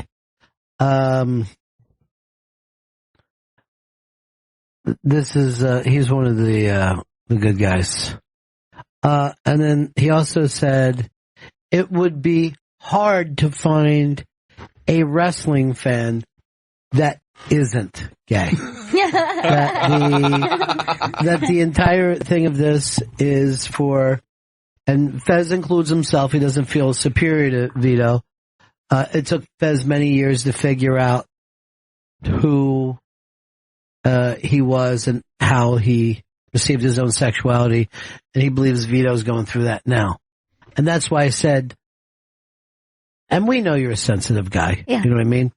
We always look out for you in terms of your own sensitivity and feminine nature or whatever. But everybody in this room, even Chris, accepts you. 100%. I would not be mad about being gay, and I've seen Vito, nothing wrong with being gay. We accept you before you accept you. But okay? it's just, I like... You don't have to say another word. We accept you now, and we'll accept you when you accept yourself. There's nothing about the penis that I like. This changes nothing between us. Vito. Who's the champ right now? Buddies. I mean, there's two. We got two main champs now, but I guess Brock Lesnar is technically the Universal Champ. And the other one is? Randy Orton. We accept you now, even the fact that you know those facts. Because I watch every Monday and Tuesday. We know you do. You love it. There's also women out there. Drama. Lesbians. Obviously. But I'm getting that from a gay man, that every guy who watches wrestling is gay. I think it's strange to make a general assumption like that about a company with millions of fans. Yes, millions of people are gay. Yeah, we it's know a this. new world. It's 2017. Generalize like that. Wait, what year? 2017. I know. It's weird, right? But that's why, we've reached the point as... Tipping point. Mankind, not the wrestler. That we will accept you no matter what. You're fluid, or you know exactly what you want, or it takes a while. I definitely am effeminate, and I definitely find some men attractive. But that's plenty. I don't want to jump on that. From them. I've never been like, I want to go bang that dude. You don't have to say anymore. Yeah. Leave it at attractive. That's your last line. Yeah. I've never jerked off to just a naked dude. Just. Well, I mean, yeah, if you watch porn, there's a naked guy involved in the porn. Gotcha. That's what you focus on. No, it's not what it's just there. But you need it to... Well, yeah, I mean, it is. I do like it better when... You like it when a man is in it, right? Yeah, I mean, it's much... I like it better when there's actual penetration. With the penis. Yeah, with the penis. Into the asshole of another man. Over. To the point of climax. The vagina. You go too far, Chris. That's Vito, not me, Ron. The implication was over and over. Not just I wish, like Eli, you would turn yourself in. Never. I'm not a good boy. Like fucking. There's a million things that we have to do after the show today. There's a number of things we have to do after the show. Yes.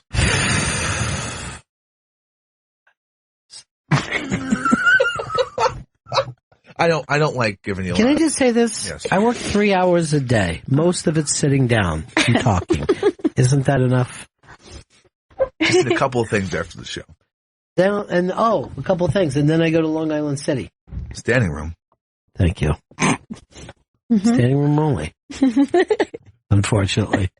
I hope people aren't confused. There will be seats.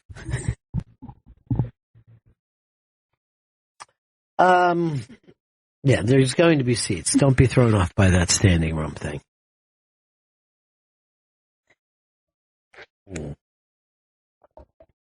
What happened to our girl? Where'd Jane go? I don't know. I think she had to run an errand, but now she's... What's her errand? I don't know. What'd she have to I do? saw her running about. She had to run an Aaron Rodgers. I don't want her on that mic. I want her on this mic. In here. She was going to bring something up to us. I bet she could get Aaron Rodgers. Now that he's single. I think she should get him then. Yeah. I bet she'll love his family, unlike Olivia Munn. Hey, it's hard, man. It's hard to accept an entire family. I feel for her, too. Oh, no. I like that she didn't like his family. I like that she dragged him away from them. They seem like assholes anyway, especially that brother of his. You're being too judgmental. Rather than just saying what I was like, hey, all this stuff is hard stuff. All right, Jen, you said something to me earlier today. Yeah. I want you to grab the stick here. You said something about dreams you had when you were a child or whatever. Yes. Well, what was your question? Okay, so what, like, when you were growing up, what did your family think you were going to be? Oh, my family did not think I was going to have a future. That is a weird thing that adults do. They do pick a profession and start saying, like, this one's going to be that. And then that kid is like, I guess that's true. I guess my family thought I was going to be an angel investor. Wow, VC. All venture. All venture.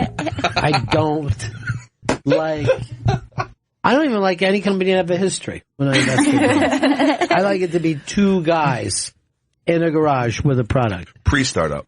I don't know. I don't think I did that with you or your brother thought, like, what are you going to be? I don't think that you did, but family members, adults, and teachers in general, because I had an interest in it at a young age, were like, she's going to be on Broadway one day. And not like just an actor or not ever saying, oh, she's going to be famous in some way. Specifically Broadway, because that was my interest as a little kid. Like, I fell in love with musicals. Yeah. And had a crazy fixation on New York. You are, let's say, 30 yards from Broadway. You're 30 yards from your dream job. That was it. Or at least the dream job that everyone said was my dream. You did have a crazy fixation on New York City. Yeah, like a very weird one. And I'm not sure if it had to do with musicals, because I don't think I made that connection yet. No, at that you were age. too little. I don't even think you like New York from the movies. And you would say New York. And if I had to go to New York, you were very happy about it. You're going to New York. But I don't remember bringing you to New York when you were a baby. No, Statue of Witterweed was pretty much as far the greatest as you can go. thing. And when you were like 3, maybe even younger, maybe even 2, your costume was as a cab driver, and she was like in a box. So that was all done like the yellow cab. Yeah, my mom said, what anything in the world you would want to be, and I was like, New York City cab driver. Now, did your parents put stuff on you? See, I thought about this because I was like, when I was younger, my parents thought I was going to be like a track runner, like I was going to be the next Marion Jones. First of all, I've seen you run. Run like a girl is a cliche. I know. But you have the girlest run ever. It's like the hands go out. Yes. And the stride is so small. The stride is the smallest stride I've ever seen. I know. It's so, but when I was younger, I had like a really good, like. No, you didn't. There was no one there like me to point this out. I had my dad, and he would tell me that all the time. Like, you run like a girl right now. I'm like, but I am a girl. But you're not. Fast. There's nothing athletic about you. That's like my whole life was like geared towards like athletics. Like my parents didn't really care. Well, I played. I started track when I was in 2nd grade, and then I started soccer in 4th. So I was doing soccer and track, and then I played basketball during the winter. I can't believe. I'll take you out on the court right now. Yeah. And I'll just rain all over you. I won't even warm up, Vita. So they thought you were going to be a jock. Yeah. I was like, they didn't really care much about my grades. Like, they were all about like, doing basketball lessons, like private lessons with my friends, and like how much I scored. Yeah. My dad was like really into sports. Up until like high school. Why didn't he get you playing baseball? He wasn't, like softball? Yes, you're going to play softball. He played softball, but he never, he just didn't. Spend any time with you? Yeah. Cause I loved basketball. That was like my favorite. And track was like his pick for me. They love track in the islands. Yeah.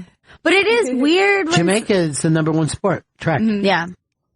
When they impose something like that, like my friend just had a baby, and when they found out, before they found out if they were having a boy or a girl, my friend's husband was just like, we're going to have a little ball player. Like, he was so fixated on having a boy and him being a baseball player. Before this thing was in the uterus, not fully formed, and he was really upset when he found out it was a girl. Like, you always think like people kind of like a little bit upset, or like they play into it like, oh, I wanted a boy. Like, he was legitimately disappointed. Yeah, we all are, but you can't act like that in public. You have to act like, oh, good. All right, as long as it's healthy. But you know, the like everybody was trying to do the, hey, maybe the next one will be a boy. And I was like, why are you playing into this? It's terrible. He's just found out he's going to have a healthy baby. He does not, he's like, no, I wanted this one to be a boy. I know people who like to say, like as soon as their wife get pregnant, I'm going to teach them to hit from both sides of the plate. I go, first of all, you don't. So how are you going to teach anybody anything? You know, you're not a ball player yourself. Yeah, I mean, he likes baseball, right. But it's not like he has a history of athletics By the in way, his family. As much as he thinks, oh, I'm going to push this kid, the Dominicans push their kids 500 times more. They play with garbage. You don't have a chance to beat a Dominican at baseball. You'll never make it. No fucking chance. They beat us nationally. Yep. The little island beats the hell out of the United States of America because they work at it and they think about it all the time. They use bottle caps instead of baseballs to just I know. I've heard this my whole life. How they'll hit a stick in a coconut. And I'm just like, well, get some real stuff. There's been enough famous Dominican baseball players to buy gloves and cleats and balls for everybody who lives down there. Give back, Big Poppy. You don't have to give back, invest. Say they owe you a little bit. Buy into it early. Build a field. You'll end up making some money for yourself. I had my own dream when I was a little kid, and I was pretty sure I was going to achieve it. What did you think, Gail, you would guess? Well, we'll do you last, in case you get it right. Yeah. I would say a writer. A writer. Now, remember, this is a little kid. Fireman. I was actually going to say fireman. He took my answer. Yeah. I know that you were fixated on cowboys, but I would say I'm going to go with astronaut. Well, astronaut's a good one. No, I would never dream that high. I wanted to be a fireman like my grandfather. Until I thought, oh, you have to work at that. Yeah. I mean, it's not something I carried past, like, when I started school. And by the time I saw what work was like, I'm like, I will never attempt to be a fireman. I thought it was going to be fun and driving around on trucks. Not all the hard stuff that takes place. It's too much training. The training is not going to happen with me. But I did think it was great that there was beds there and you could sleep overnight at the firehouse. That's what I wanted to do. Right. I wanted to sleep at the firehouse. I did not want to, and I wanted to be congratulated for putting out a fire. Right. I didn't want to put out the fire. I like being called a hero. I don't like doing the things to earn hero-ness. Yeah, you wanted like fireman props. It's just everyone like tipping their hat to you. Yes. Yeah, I mean, like, that's the strange thing, too. When you're a kid, you also have, like, multiple interests, and none of them are the same. Yes. Like, you could be like, I want to be ballerina, astronaut, or president. Yeah. Like, it's just, like, the highest possible things. None of them are related. Now, by the way, I think Jen has picked the job that I wished I would have accomplished in my life. I wished I would have been a writer. Yeah. I would love, more than, I don't want to write. What I want to do is show up at a place, talk about my new book, and then sign them for people while they tell me what a great effect I've had on their life. And I'll be like this. Well, Bob, that's interesting. I wish, as a matter of fact, I wish I would have talked to you before I started on my next novel. Yeah. Which is called All the Important Stuff. That's my new novel is called All the Important Stuff. And I think it's going to be a game changer out there for a lot of people. Great title. Yeah. I write on an old typewriter, drinking scotch the entire time. I know you like the whirl of the, Oh, yeah. I'll just keep going. Honey, not now. What? Is that a sandwich? Leave it. You remember I told you not to come into my writing room. When you hear me in here typing. I've typed now for over an hour. It's time for me to go out, leave my scotch bottle behind, and drink scotch with other interesting writers at a bar. Just seems like you're just drinking scotch all the time is really the goal. Tell Hollywood I don't sell my book. These words aren't for sale. No amount of money could do it. Millions? Yes, millions. But I already make millions off this book. I don't think there'd be a better thing in life than to tell people you were a novelist. I'm a novelist. Yeah. You know how hard it is for you to read? Well, I write those things. Oh, shit. And then you get to live somewhere of your choosing. You're not like... Yes, Brooklyn. Where would I live? Ireland? No, yeah, you could live in a cabin in the woods or like by the lake. Well, I'm only going to do Tippy that. tapping. I'll do that during the summers.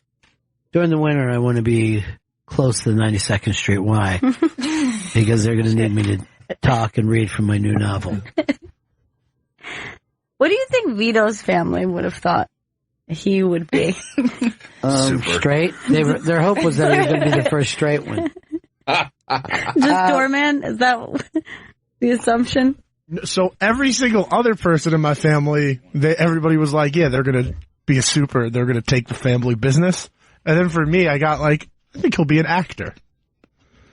Which I don't know if it's insulting that they thought I couldn't handle being a super or complimentary that they thought I could miss it. I think it's a mistake from where you grew up that you didn't go into acting as a child. You should have. I would have pushed you. Yeah. Because you were like, you know, you definitely could have played the catcher in any movie. The center in any movie. Not basketball. No, it had to have been. Yeah. I mean, if you had just had the stage mom to push you. What was Leslie's problem? I think it's because she would never want to put me up for those kind of roles. Like, I think that's probably what stopped her the most was... She should have, though. Yeah. She let you down. I remember one time, like, people were comparing to her, like, oh, he could be like a Chris Farley or like a John Belushi type. And she was like, they both died very young. Like, yes, you will too. Even if you stay away from any drug. You know who was a comic, and I know you guys don't know this, who was a child actor and now still loves Broadway? Tim Dillon. Really? What? Child actor. If you go to his, I don't know whether, I think I read it on his Instagram. He did a thing of Glenn Close's new play. It was on his Instagram. Like a review of it? Yes, a review that went on and on and on. And, remember I told him I did the mashup with him. Yeah. And he says, I was a child actor, and he goes like this. And you folks know that. That's why you're all here. And the way that he said it made me think that he really wishes that was his life. Keep going backwards until you find what is in Sunset Boulevard? So go ahead, Chris, and read it to us. We'll go back and just show him at the thing. All right, here we go. Here's him at the Look how happy and natural he looks there. He does. And look how good his seats are. Well, those are really good seats. He's like third row, dead center. Wow. Like he's very serious about it. Tim Dillon loves. By the way, everyone I've ever met loves Tim Dillon. So. Yeah. Well, he's very like the waitresses are like, you know who I love? And I'm like, where do I hear Tim Dillon's name? You know what I mean? All right, so here's his review. Almost everything about the new Sunset Boulevard is wrong. It's a lazy adaptation. The stunning set has been replaced with a 60-piece orchestra on stage. It's an unnecessary gimmick and the choreography is clunky. The supporting players are zeros. But none of that matters when Glenn Close is on stage. She's not a great singer. She never was. Her voice has been weakened by age and doing a show 7 nights a week. That's not the point. The thing about her is this. She's not a fraud. It may sound like a great compliment, but in this business, it's the highest compliment, and in my opinion, the only compliment. She's transfixing every moment she's on stage. One of the biggest applause breaks is when she shoots the audience a look. The rest of the cast is visibly in awe of her. They're younger and more energetic and able to project their voices. And when she's on stage, they're invisible. She can slay while delivering a line. One wonders how much of that can be learned. I bet the other cast members are wondering that too. I remember seeing Lillias White as a kid, another legend, after she performed in The Life. And I told her I wanted to be on Broadway. She said, there's a lot of work that goes into what goes on that stage. What a great answer to give a kid. No bullshit. She didn't feed me any nonsense about dreams. The show falls flat in many ways. Glenn carries the whole cast, set designer, and director on her back. But then you realize that's the point. You're watching a legend, and you feel lucky, and you should. Wow, I can't believe that's Tim Dillon. Shit. I cannot. You think of him as a street guy. I do, and it's so hard to imagine those words coming out of his mouth. He's very serious about that, food, I mean, you got to go through a lot of food pictures to get to that. But that's actually good writing, good theater writing. Yeah. Oh my God. He could be on that New York One show. I don't think that show's on anymore. I don't know what to expect after Neil this. Rosen's gone. And until you said it, I didn't, my thing, and I've got it on tape, didn't tape last week. The Romatory one? That's hers, right? The theater I one? I don't care about Romatory. I'm just talking about Neil Rosen's right. Critics Roundup. Whatever his Talking Pictures. Talking Pictures on Demand. That's the full thing. Yeah. Chris, look it up. See if it's been canceled. Talking Pictures on Demand. Talking? You think Talking that Pictures. fucking Neil Rosen was that? By the way, he's sophisticated. Neil Rosen, very good place, was Sherrod Small. And Sherrod has referred to him as my N-word. Really? And that N-word likes blank, I'll just say. And told me some inside information that surprised me. Interesting. All right, so I'm seeing the last episode is April 1st. It's still on the New York One website, but I'm not seeing any new episodes. No, then it's not. Then it's over. You can just see the old episodes. And the amount of joy that show has brought us. Because it's the only place that people talk movies anymore. On demand. I'm like, honestly, like at random, I'll think of your impression of that girl on that show and I'll just start laughing. Thank you. Like, it's so dead on. It's just like she is just true cruelty. Can you take me higher? Oh boy. We don't know what's going on in North Korea. No, I've been kind of just ignoring everything over there. This could be the third country that Trump has bombed in a matter of weeks. Well, less than 2 weeks. I didn't see that video. The mother of all bombs? Yeah, like from that angle is really creepy. And you can see that's just like a massive amount of blast zone there. That's so scary looking. Yeah, the people that explained it to us yesterday explained it pretty dead on of what happens. But this is him talking about bombing Korea now. Yeah. Yeah. North, right? Yeah. South is okay. Make sure, get back to him and make sure he understands. He better understand. By the way, K-pop. Chris loves his Samsung phone, right? Yeah. And if he wants to, he goes, oh, look, here's a picture. By the time he turns around and shows it to me, the picture goes somewhere else every time. And I go, your phone blows. And he goes, my phone is great. I go, no one can call you at work. That's Sprint. And yet, look at every other person here.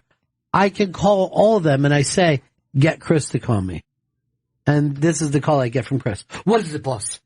Every time he thinks something horrible is happening. That's what phone calls usually feel. I feel like something terrible is happening if I'm talking. That's why I hate to call you. Because you think I'm at the bottom of a ravine. Where are you? Run!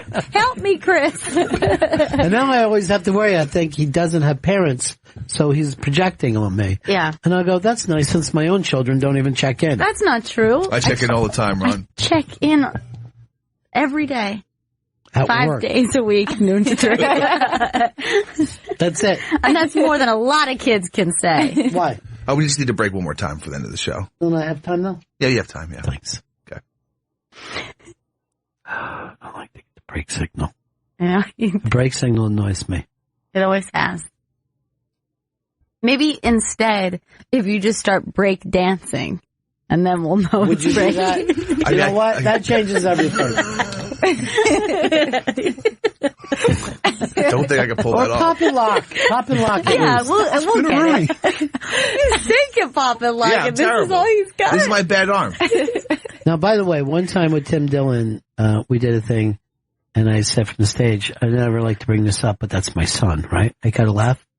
Since then, he goes, that's my father, no matter when. And I'm like, believe it or not, Tim, you're stealing, A.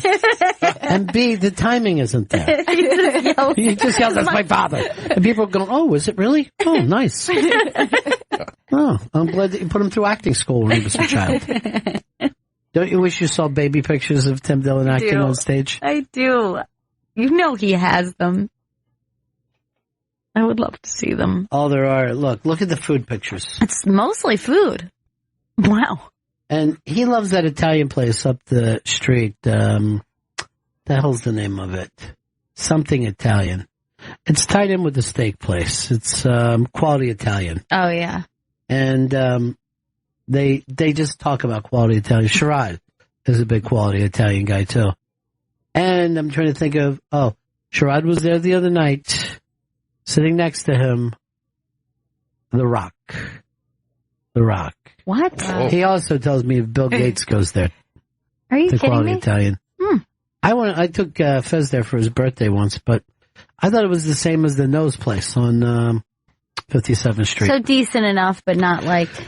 Nice corporate Italian food. Right. You know what I mean? But the problem is, if you live with an Italian who can make real Italian food, Yeah. You tend to be like a little bit more choosy with it. Yeah, because Italian food is not something that you slave over. It's just like, oh, we don't have time, I'll make Italian food. That's Right. how Italians are with it. Trattoria dell'Arte is the place I was thinking of. The Nose place. Yeah. One time I was in there. I got this small guy as my waiter, right? I'm like, hey, do I know you? He's like, I don't know. Do I know you? I go, I don't know. I feel like I saw you around. He goes, well, I've been around, right? He's like that. Okay. It's fucking driving me crazy, right? So I go, you in movies? He goes, I've been here and there. Why, you in the business? He won't give me he won't give me a straight answer. Right. He's fucking driving me crazy. And then it fucking hits me. He was the little kid in Goodfellas who was Joe Pesci playing with young Henry. He was the kid who said Henry. And then he also did Sopranos, and he's done a lot of other stuff. But at the time, he's in between gigs. I guess he doesn't like to sit around and talk about his movie career. Yeah, when he's asking people if they need any more bread. But he was very abrupt with me. I've been here and there. Yeah, I've been around. Yeah, asking a lot of questions. That guy's great. We're in the business? And Chris, now we'll break. Bennington. Welcome back to Bennington. Comedian Jim Tews is here. Jim's new album, I Was in Band, comes out today and is available in stores and online. And you can hear it currently playing on Raw Dog. And you can see Jim at the Comedy Cellar in New York City this weekend. Go to comedycellar.com for tickets and go to jimtews.com for all of Jim's dates. You nailed it. Jim, you were in band? I was, yeah. All right, let's, without anybody knowing, just look at Jim and we're going to guess what instrument that he played. Gail. I'm going to go with saxophone. I'm going to go trombone. Clarinet. Vito? Flute. Did any of us hit it? Gail got it. Nice! Yep. Saxophone. I knew it! Very cool instrument though, right? Yeah, I do guess. other things yeah. with it. I mean, not when you're playing like John Philip Sousa. No, that's tough on it. But that's what you have to do before you get to be in a ska band. Right, yeah. Yeah, you gotta pay your dues playing the big band stuff before they let you skank. Who's your favorite sax player of all time? Oh, Kenny G. Kenny G, No, really? not really. I don't have a favorite sax player. I guess it would have to be Clarence Clemens, just based on persona alone. I didn't get super into the saxophone. It was like a gateway instrument. Right. It was like, I wanted to play guitar or drums, and then my parents are like, well, how about this? How about a saxophone? How about a saxophone?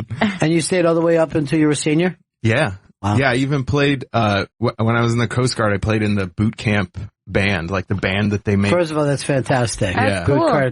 Boot camp band. Yeah. Should be. It's already a name. Should have added that to the title. I didn't even think about it, but they kind of tricked you into that too, because like right when we got to boot camp, they make you fill out this questionnaire, and they're like, who played an instrument in high school, and you write down what you played or whatever, and you're like, oh, that's a weird question, and then like the next day they come in and they flagged everybody that said they played an instrument, and they just cart you off to this the music room, and then they give you a discussing old instrument that every other recruit had played in the previous years. And you're like, can I send off for my mouthpiece maybe, or like a couple new reeds instead of these soggy old ones? This is fine. Like, we just need you to play Semper Paratus while these people march down the aisle once How a week. tough was Coast Guard boot camp?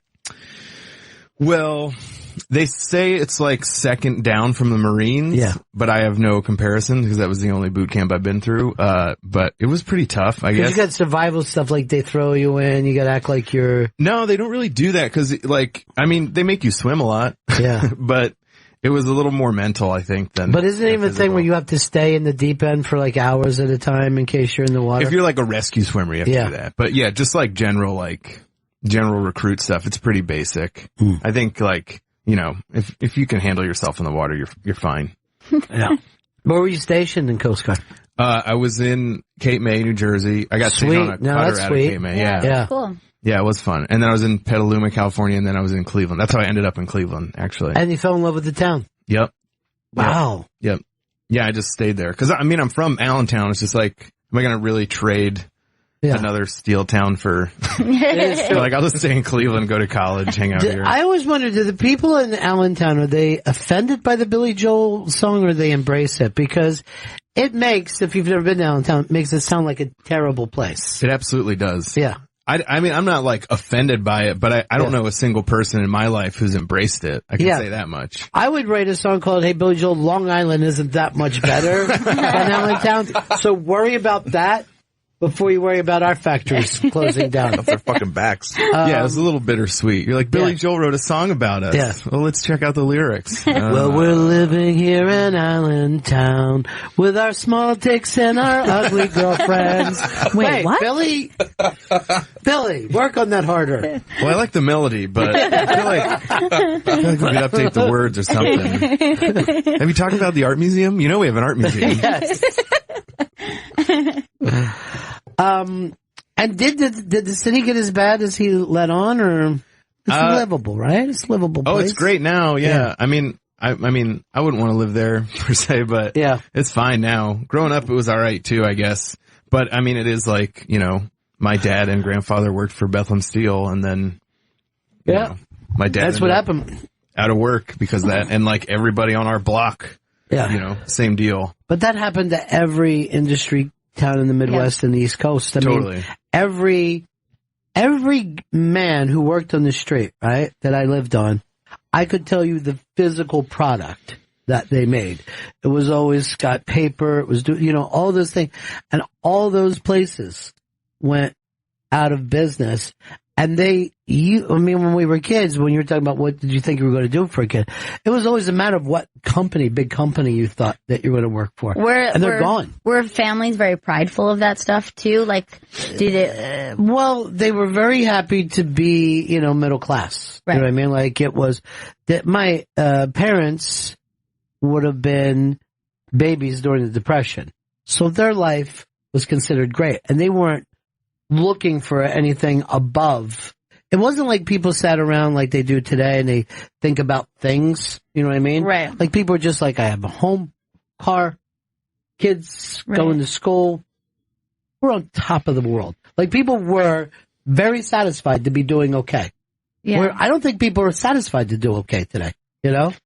No, it's like constant reaching for the next for the next thing or whatever, or you're like, look at the Kardashians. Think of the fucking, you know what I mean? Like, I never thought my parents would ever have gone, well, the people in the Beverly Hillbillies make a lot more money than us. You know what I mean? Like, I don't think they had that kind of jealousy. You know what I mean? Well, you know, then what was the switch? Is just like people became comfortable with being middle class? I literally, at the time that they started to close down factories and unions were getting squashed, there was a television show called Lifestyles of the Rich and Famous. And I think as people were getting crunched on, they looked at that and the Wall Street shit was happening in the movie Wall Street. And people for the first time start going, hey, it's better to work smart than it is to work hard. That started. Where my parents' generation only believed in working hard. You know what I mean? So I think there was a lot more consumerism in the 80s. Well, you know, up on the iBang, there's a story about how, you know, they're kind of proving that success, the majority of what success is really does have to do with luck, right? So, And that's like one of those things that it's weird because then you sit there and go, well, if that's the case, if we can step back and go, a good percentage of any success story that's out there, the vast majority of that has to do with being at the right place at the right time or getting a lucky break or whatever, then why even bother measuring it? And yet it's something that everyone struggles. Do you measure success by the amount of people who, you know, buy your product or go to your show or consume whatever? Yeah. Do you measure it by the amount of money you made? Even if it's like how good I'm doing, like even if it's just like, do I put a good thing out? If it really has to do with luck, what's the point of measuring success at all? Why not just take it as it comes and treat it just like a thing of life? Because you can't help not noticing success. Right. Yeah, and there's a million ways to like sort of measure it, even if they're not accurate. There's, I mean, like, you know, you check your Twitter followers, you check like the feedback something got on Facebook, you check your likes on Instagram, whatever, and there's like little things like that now that were not in existence before, where you even have these like little tiny personal measures, right? Of like how that have nothing to do with money now. No, like, they don't even have anything to do with money. Chris, how do you measure success? Amount of drugs you've just taken? How high am I right now? I think I get higher. That's a successful purchase I just made. Well, you know, here's the problem with success is that it's not in proportion, right? If you look at Brian Regan, there's not a single scale that Brian Regan's not a terribly successful person. We don't have a scale that would say, oh, that guy's not a successful person. Now, let's put him next to Jerry Seinfeld, right? Who's more successful? Jerry Seinfeld. And how out of proportion, you know what I mean? Right. To Brian, you know what I mean? It's like, even if you were to say, I think Jerry's a little funnier than, it's not $1 billion funnier. No. Where he ended up getting. Right. And the luck was that show that he put together got picked up. They stuck with it when the ratings weren't good. Then the ratings got good, and then it sold on platform after platform, and now people know it, right? But it didn't have even, I think Seinfeld would say, I didn't put this much work into my success. That out. No, I did not think I need to end up with $1 billion. Right. And he's not even responsible for the fact that it still resonates with people. You know what I mean? Like, you could say he's responsible for the initial work that he did, but most of the money came since he stopped working on it. But like, for example, like you said, the network stuck with it when the ratings weren't good. That's luck. That's a lucky thing. Yeah. That could have been one person in the office down the hall going, you know what? We canceled this other show. Maybe we have the room to keep this one on just to see how it goes. 100% and it true. easily could have been anyone. And the fact that the show got greenlit in the first place, even if it was good, somebody still has to say, I like it. Right. And if they don't, and then it doesn't get made. And then think about how often somebody is in a position where, let's say you shoot a pilot, and then they're like, we love this show. This show's going to be a huge success for you. And the person who said that gets fired a month later. Yeah, they go away. And it doesn't like then that literally has nothing to do with you. Yeah. Right. And maybe just as much didn't have to do with you as that person picking you in the first place. Yeah. You know what I mean? Like, you can take the negative, but you also have to step back and go, oh, maybe the good is just as much luck. You know what I mean? But here's the thing, both of those things in. When even I'm measuring that, the only way that we measured it, and the only way Americans do is money. Right. You know what I mean? You don't go, well, is he successful? Oh yeah, he's a great person. He's nice to other people. Right. He works at charities and he's really great to his nieces. Right. You know what I mean? Like, we only go, how much money does that person have? Yeah. How much power and money do they have? That's the only thing that we measure by. It's a thing you can also kind of show quickly or judge by quickly, because you see somebody's gigantic house, you know nothing about them or how they got there, right. Or you see somebody's car, and it's like, yes, it's an easy snap judgment. And I think we definitely judge that way a lot. But you will say, oh, they're more successful than me, knowing that you wouldn't even do the work that they do. You know, maybe they started mushroom houses. You know what I mean? And if someone said, would you like to run a mushroom house? You're like, oh my God, I couldn't stand it. Yeah. But then you turn around and you say, look at him. He's so Look at him with his fucking beautiful car. It's on top of the world. He's in fucking horse shit. 12 hours a day, busting his ass. But you don't think of that part. You just think, how much money, how big's the house? And like, maybe measuring likes on Instagram is no weirder than saying measuring someone's car. It's just exactly as true. weird. It is just as weird. It's just as weird. Or, I think you judge a man one way. How young is his wife? And Chris is dating someone right now that's 4 years old. Okay. And to me, that is a sign successful. of that's unbelievable. It's too successful. Look, buying drugs, dating 4-year-olds. Yeah. I like adults. I like adult women. Why do you have to explain this once a day? I don't know why this keeps coming up. I just want everyone to know. 18 years old. Josh, what's up, buddy? Dan is laughing at you. No, you have every right to laugh at him. Between that and Billy Joel writing a song called Hey Long Island's a piece of shit. Sorry, that one made me pull over almost. Until very recently, I wouldn't have thought this, but someone near and dear to me passed away last summer, and the amount of people that came to that funeral was overwhelming, and I thought, my God, this is the ultimate measure of success. Look how many people this person has touched. It was really unbelievable.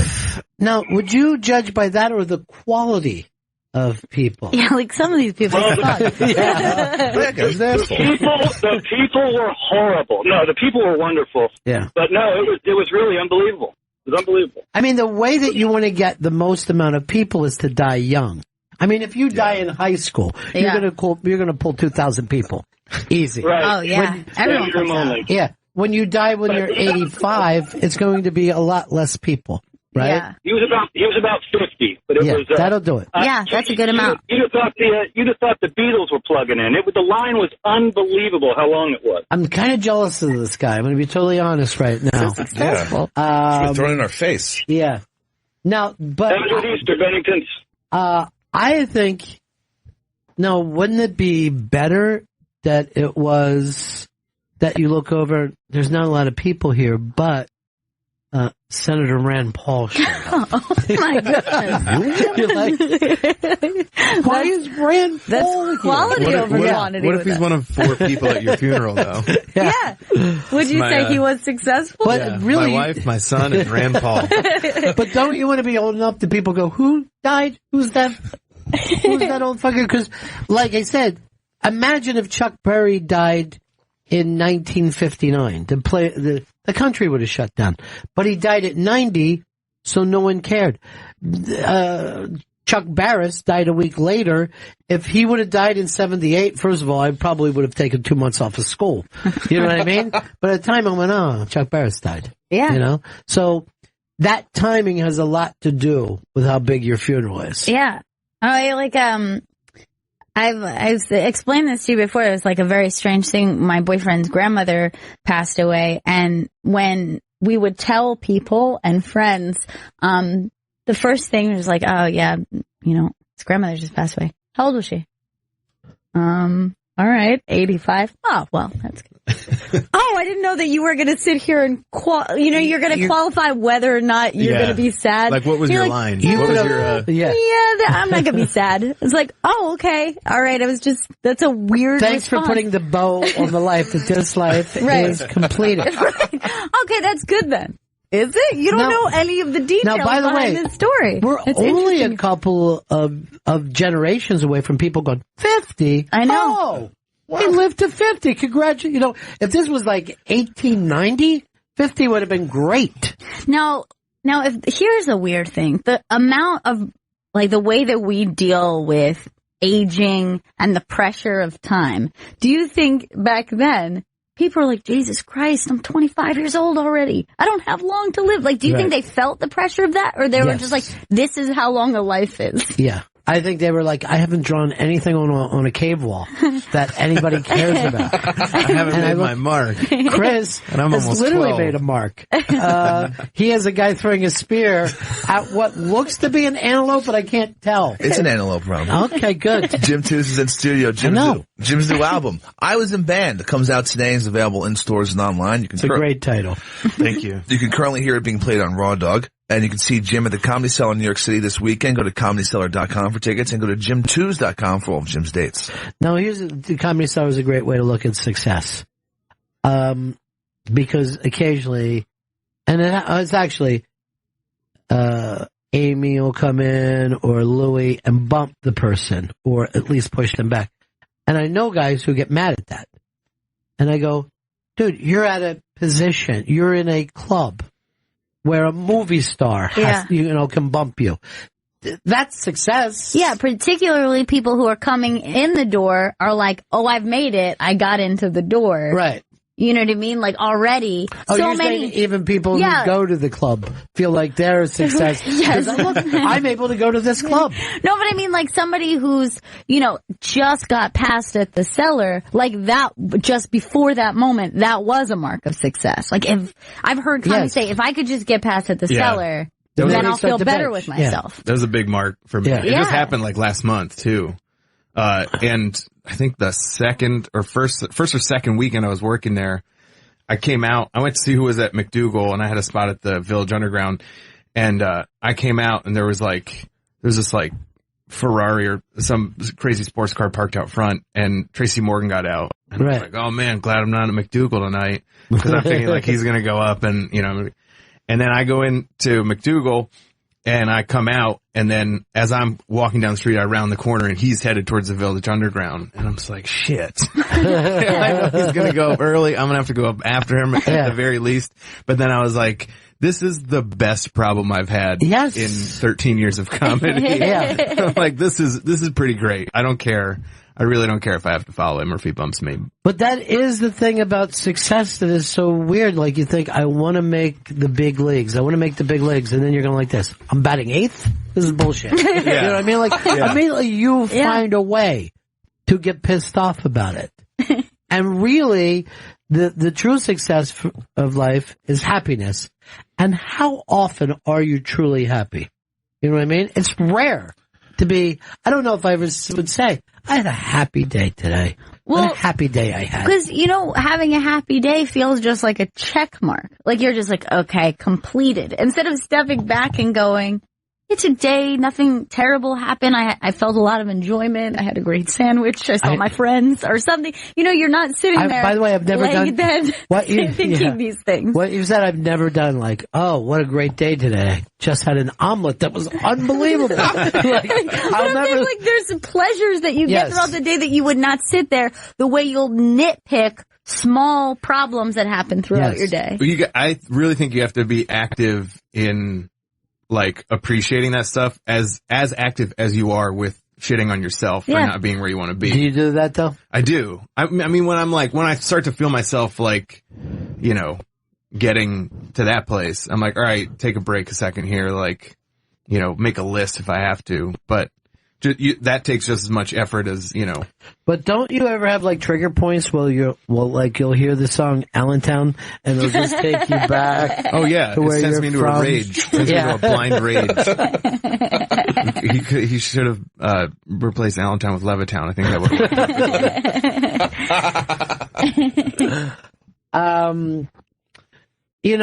all right, here's Steve. Steve, what's up, buddy? Hey guys, how you doing? You're killing me. This is Cat Stevens lyrics on the movie rock. Yeah. I was just remembering that a few years ago where they had a guy standing in a big house and he's like, I got a pool and cars and a big house. How do I do it? I'm in debt up to my eyeballs. And we never think about what the true story of people is, whether they are in debt. There is there's some truth to that.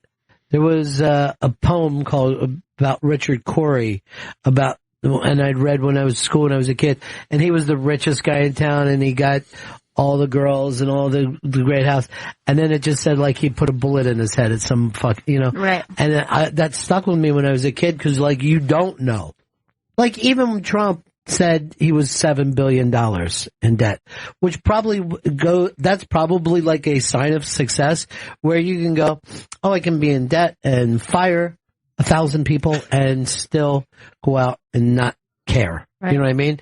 And maybe you don't want that lack of empathy. You know what I mean? Maybe you don't want that lack of ability of feeling like, oh, I owe that money back. You know? Yeah, because that would probably, there's only so many people that you can care about. Like, there's that idea that you have only so much empathy. So it's why, like, if you hear a story about a child who's sick, you can be like, oh my God, and you could obsess about it and think about how that parent must feel. But then you just, like, find out, like, 500 people just died, and you're just like, wow, that's intense. You know what I mean? Like, your success then makes those people like little ants in your world. Yeah. I mean, we had stories this week that there were some horrifying things, but what did everybody pay attention to?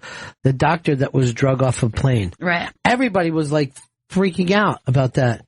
And I'm like, first of all, he was offered $800. You know what I mean? He really had to make that work the next day. He made a scene. Yeah. Like, he fucking flipped out. Yeah. But how well is this country doing when a plane full of people will go, no, I won't take $800 in a free trip. I would have done it for like 100. Yeah. I would have been like, I guess I'm getting there tomorrow. Yeah. Right. Thanks. I mean, at a certain point, you're going to like, you know what? Just give me the money. And I get an upgrade. Make sure I get the upgrade too. Because you're like a voucher for a meal on the flight or something else. All right, great. I'll take it. You're in the driver's seat there. You don't have to start screaming that they're... And then yesterday they had a press conference with his daughter. Thank you to all the people who reached out and the doctors and nurses that are watching over him. Because apparently he went just straight fucking bananas. Yeah, he snapped. He was muttering, kill me, as they were trying to just kill me. Over a fucking flight. I felt that way when I missed the flight before, though. I actually found that to be the most relatable moment, is him just losing his mind. Because I've said that on the train on the way here. Just like, it just was hilarious to me. Kill me. Just kill me. I had to take a Greyhound. I forgot. I did this corporate gig in D.C. earlier this week, and I forgot to buy my train tickets ahead of time, and I had to take the Greyhound, and I'm like, oh, this is going to suck. And then that video came out, and I was like, whoa, I guess Greyhound's not that bad. I've taken Megabus and Greyhound many times. I've never seen anything like that happen, and I spent $36 each way. And they're coming on, look, we need one of you guys to be bumped. We'll give you a bag of jawbreakers. Yeah. I'll do it. We won't tell your parole officer where you're headed. Now, I didn't know that you could be on at the Comedy Cellar and not be a local. I thought you had to live in New York. No, I live in New York. Oh, you are in New York? Yeah. Full I've been time. here like 6 years, Yeah. Oh, I thought that you do Cleveland. No, I mean, I'm there pretty often, but that's just, a lot of my friends are there, and, that's where I started comedy. But I moved here about 6 years ago. Hit the ceiling. Where were you working steady before the Cellar? You said you just passed. Nowhere really. I mean, I was at UCB a lot. I have a Thursday show at UCB that I host, and then just like a bunch of bar shows, wherever they would have me. I did the comic strip a few times, but that kind of tapered off. Yeah. And then, I just kind of finally like hit a point where I was like, all right, I gotta go for this. And I tried to get everything in order and, went through that whole process and then got the audition and then did it. And then it worked. Sweet, man. Yeah, it was a huge relief, if nothing else, cause you're like, oh, you need those you need little check marks, you need little benchmarks. And that was a nice. Now, do you feel comfortable sitting at the table or you're not at that point yet? I mean, I'm gonna sit around and ball bust. I more like sit and eat hummus instead of ball bust. People ball bust right now. But you try to give Keith Robinson that was good, Keith. Yeah. You got it. I give him a little thumbs up. Yeah. I guess I didn't think of that. I'm sure there's some people who come into that for the first time and they're like, I'm coming in swinging. I'm one of you guys now. And they might be like, yeah, no, I'm not. I do not come in anywhere. So you might have gathered that. Well, but I did their podcast last week. And when I was leaving, I saw a bunch of the comics at the table. And it looked like a certain amount of tension. It looked like we have a good show tonight. Amy had just come in and bumped somebody at the 7:00 at night show. 7:00 at night. And there's a movie star on stage. Oh, man. Crazy. Yeah. And some people go, oh, well, yeah, but she was just here doing sets a few years ago. I don't give a shit. She's a movie star now. Yeah. That's a big fucking deal. Yeah. Yeah. Yeah, Chappelle walked in the night I did my audition, luckily afterwards. And the whole like temperature of that place changed. Right. It was crazy. Yeah, because they're like, hey, if we go there, we might see something like that.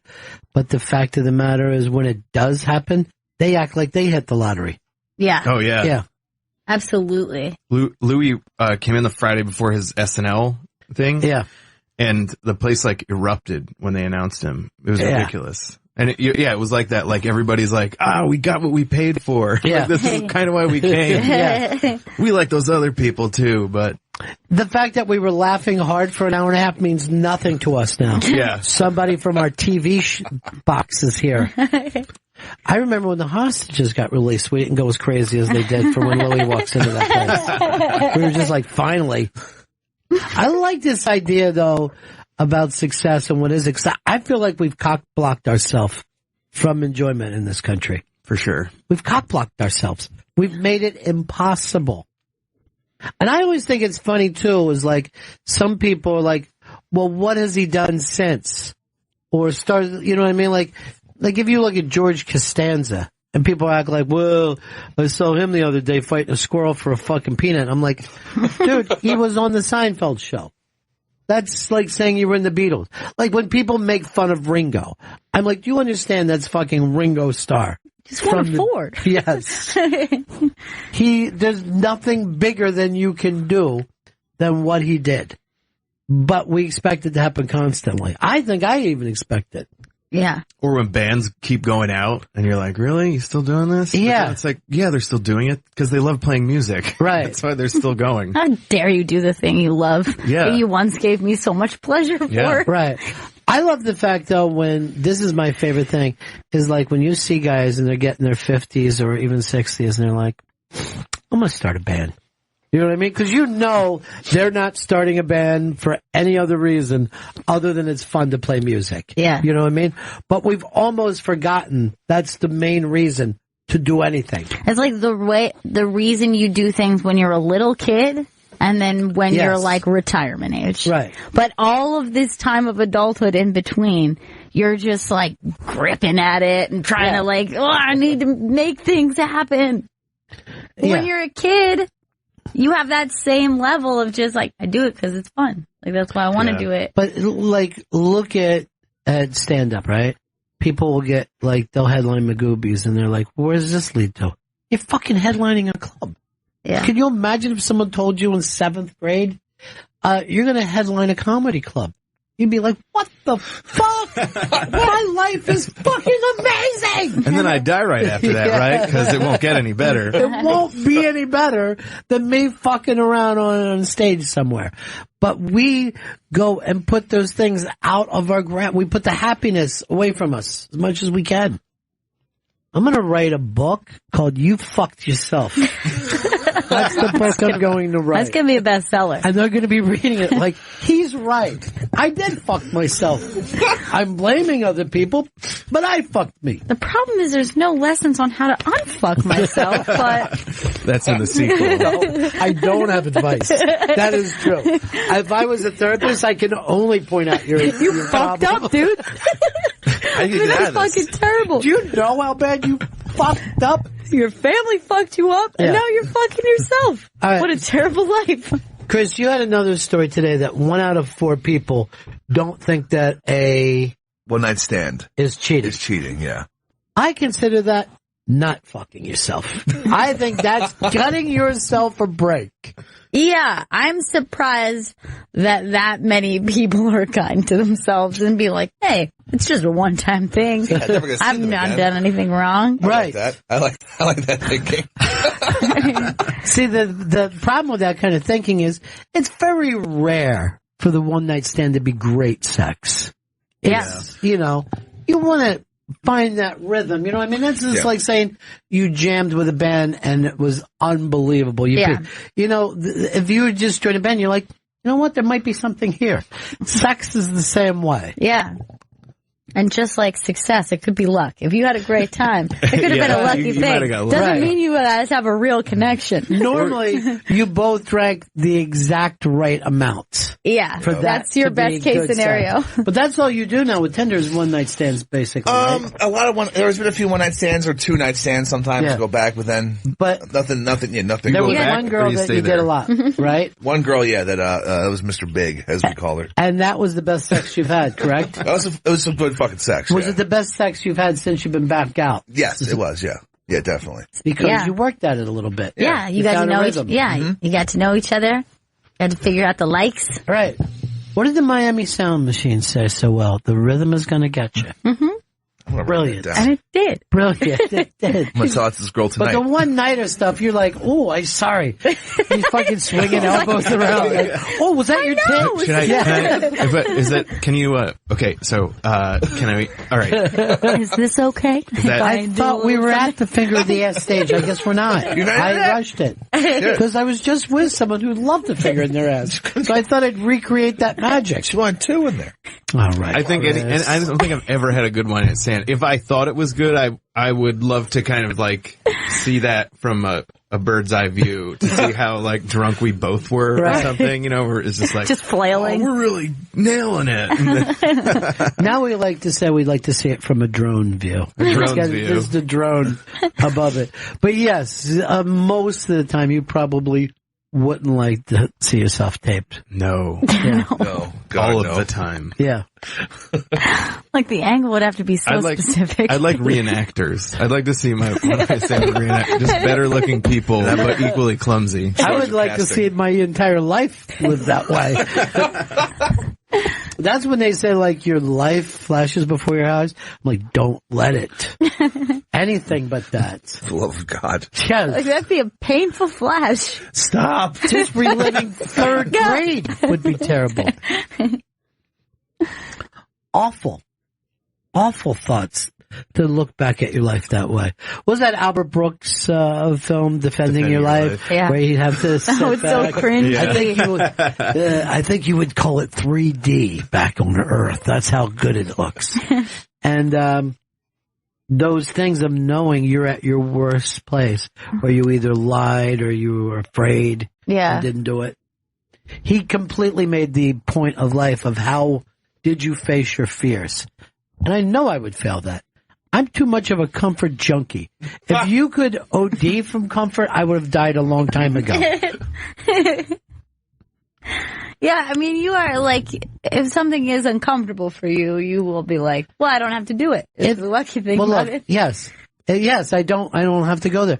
But if a wheelchair was the same as like a lounge, like a Parker lounge, I would just get in that and travel around all day as it was anyway. Like a rolling lazy boy? Yes, just a rolling lazy boy. That sounds pretty great. That would be amazing. That sounds good. Yeah, and I would park in the middle of an aisle or a movie and just watch it. Elevate legs, please. You just hear a flush. Yeah. Oh, it's all built in. It's got everything. It's got everything I want. Never have to leave it. Isn't that in Idiocracy when he pops in on the Dax is he's jacking off in a lazy boy that has a toilet on it. And I also think it has a connection to like beer or some shit. Yeah. Well, they actually sell those where there's like a little refrigerator in the side. What? And you can reach down. Yes. I've never seen this before. Well, you don't shop. That's a good point. Certainly not for furniture. If I even had to tell you, what do you think a couch costs? Do you think you could come close? Like we talk like a regular couch or sectional? I think a you're going to get one and not the other. Just saying sectional means you know nothing about furniture. I don't know shit about furniture. Yeah. Just a regular standard issue couch, 3 to maybe 3-seater, 4-seater. All right, say a 3-seater, $250. $250. Where are you buying this? 1978? I don't know. It's going to be a garbage couch, the last couch I paid for was a 3-seater off of Craigslist for $120. All right, so that's so used. You just used the word Craigslist. Yeah, Craigslist. I went to Craigslist to get this couch, and I talked him down from $180. You know what? So if this used couch was $120, I would assume a new couch is double that amount. No. It's double the $180 that he wanted to charge you. Yeah. It's $360 at least. You are so far away from what a person that lives life does. And the fact is, you really do need a girlfriend mommy. Oh, I don't want that. I don't want a fucking mommy. Fuck that. No, I like that. I'm fine. I'm getting by. I'm living. I'm enjoying myself. I don't know if I'd even call what you're doing as living, if I'm being totally honest. Why? Because I got a good deal on the couch? That's a positive. You had a couch that people farted on that you now sleep upon. And I've That's made disgusting. love on, too. So it's all mixed together. Do you think if you went out and dropped like a real amount of money on a couch, you don't think that it would like make your life better, but then like it kind of does. Because you come home and you're like, oh, I feel better about myself. This is a good couch. This is a nice couch. Well, I mean, I didn't have any of that until I lived with my girlfriend. Yeah. And she's like, we're going to buy a couch. And I was probably right in the same price range as Chris. I'm like, cool, I'll throw you 200 and let's put that together and see what we can get. Vito, you're still with your ma, right? Yeah, me and Leslie just kicking it. You tried moving out with a girl, and that didn't take. Ended disastrously. After 1 year. I don't see you moving out again. I don't see you trying again. It's going to be a little while. Like, the bills added up, and also just like, I give her credit for like taking a guy who went straight from living with my mom my entire life. Like, I didn't go away to college or anything. So that's like a lot to put on somebody else. Like I had to learn how to adult. Why?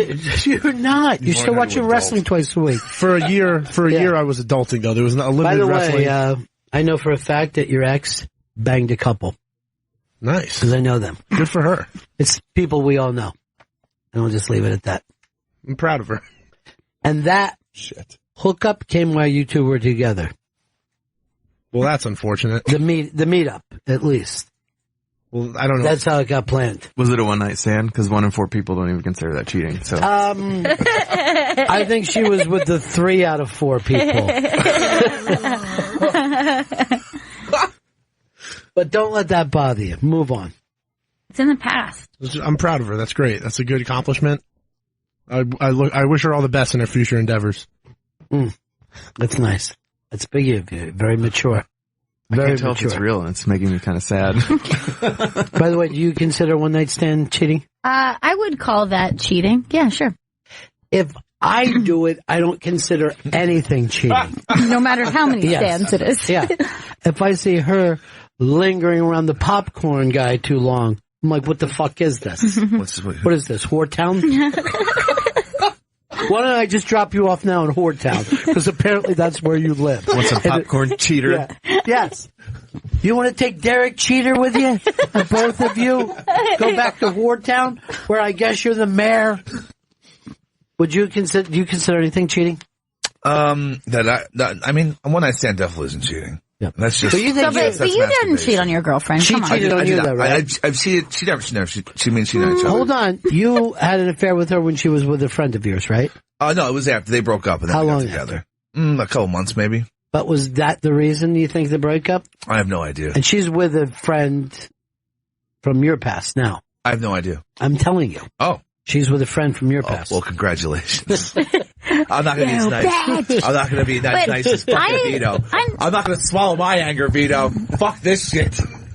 But Chris, you are saying, no, I wouldn't call that cheating. But obviously you would, because you wouldn't have done that when you were in a serious relationship. So you do call that cheating, because you never had a one-night stand. You call him lying. Yeah, that's what I'm saying. You're trying to play cool, Mr. Cool Guy, and you're thinking it from your single mind. Let me hang out with the bros. But you wouldn't have been okay with sleeping with someone once when you were in a long-term relationship. I know a very attractive girl that wanted to go out with him. And I told him, I go, you got to do this because she's over your head. And he's like, I won't. And I go, guess who's gay then? You, Chris. Ron, you know any guys that can sleep with? Is there any cock out there for me? All right. Now you're being anti-gay. No, come on, Chris. Immediately went to be an anti-gay. All right. You act like it's disgusting that guys are together. No, it's not. It's beautiful, I hear. Oh. I hear it's beautiful. I waited a long time to hear you say especially if you're dressed like Hogan. All right. My thing. Jim Tews has new album. Jim's new album. I was in band. comes out today and is available in stores and online. You can see Jim at the Comedy Cellar in New York City this weekend. Go to comedycellar.com for tickets. Thank you. JimTews.com for all of Jim's dates. I think Jim also has the name of I would say a major league pitcher. I think that would be a great name. I think. Are you happy with your name? Yeah, I'm happy with it. Yeah, it works for a lot of reasons. You know what I mean? I think you could have been an astronaut. Lieutenant Jim Tews is here. He's ready to blast off. Whoa. Oh, that sounds good. That guy's logged a lot of flight hours. Chris, you know my problem with your name, right? What, 2 first names? Yeah. Untrustworthy. Seems, you seem more like a duo than you do a person. I think Chris Stanley's a good name. There's also an actor called Chris Stanley. You know, the latest thing that they're bitching up a bunch about is, Trump's, trips to Mar-a-Lago is costing everybody a lot of money. I think, including the local county. A massive amount. Well, when he was living in New York City, New York is like, who's paying for all these extra cops? And they said, you are.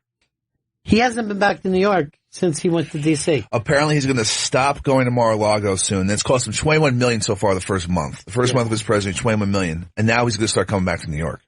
Soon. And do you know how much more expensive it is in New York to have him here? And then don't forget, I mean, $21 million down there, but also his lovely bride is here. Mm-hmm. And that is on top of the $21 million is costing a ton of members. Yeah, exactly. Yeah, they say he's going to start spending weekends either in New York City or in Jersey at his golf course. Man. But he was the guy who said used to make fun of Obama for golfing, and now he golfs every weekend. I think he's gotten 16 rounds in. I don't think, so far. By the way, he's not going back to Mar-a-Lago because it's fucking hot in Florida. Okay. And there's no sense in going there. Yeah. You know, you go there during the winter. So he winters in Mar-a-Lago. His son goes to a private school, up on the Upper East Side, and they say that his son shit in the pool.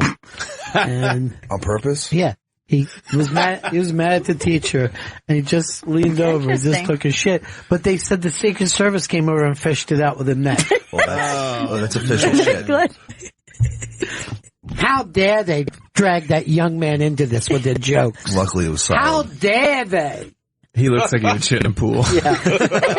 Out of spice. If I saw a turd in a pool and he was in the pool, I'd think it was him. You know, the thing is, people were like getting mad at people who made fun of that kid. And I'm like, that kid is a tall, good-looking billionaire. He doesn't need your fucking help. And there's so many children. Don't make fun of his blinking. Right. Defend him! Do you know how many buck-teeth kids are like, oh God, I just woke up. That means school today. You know what I mean?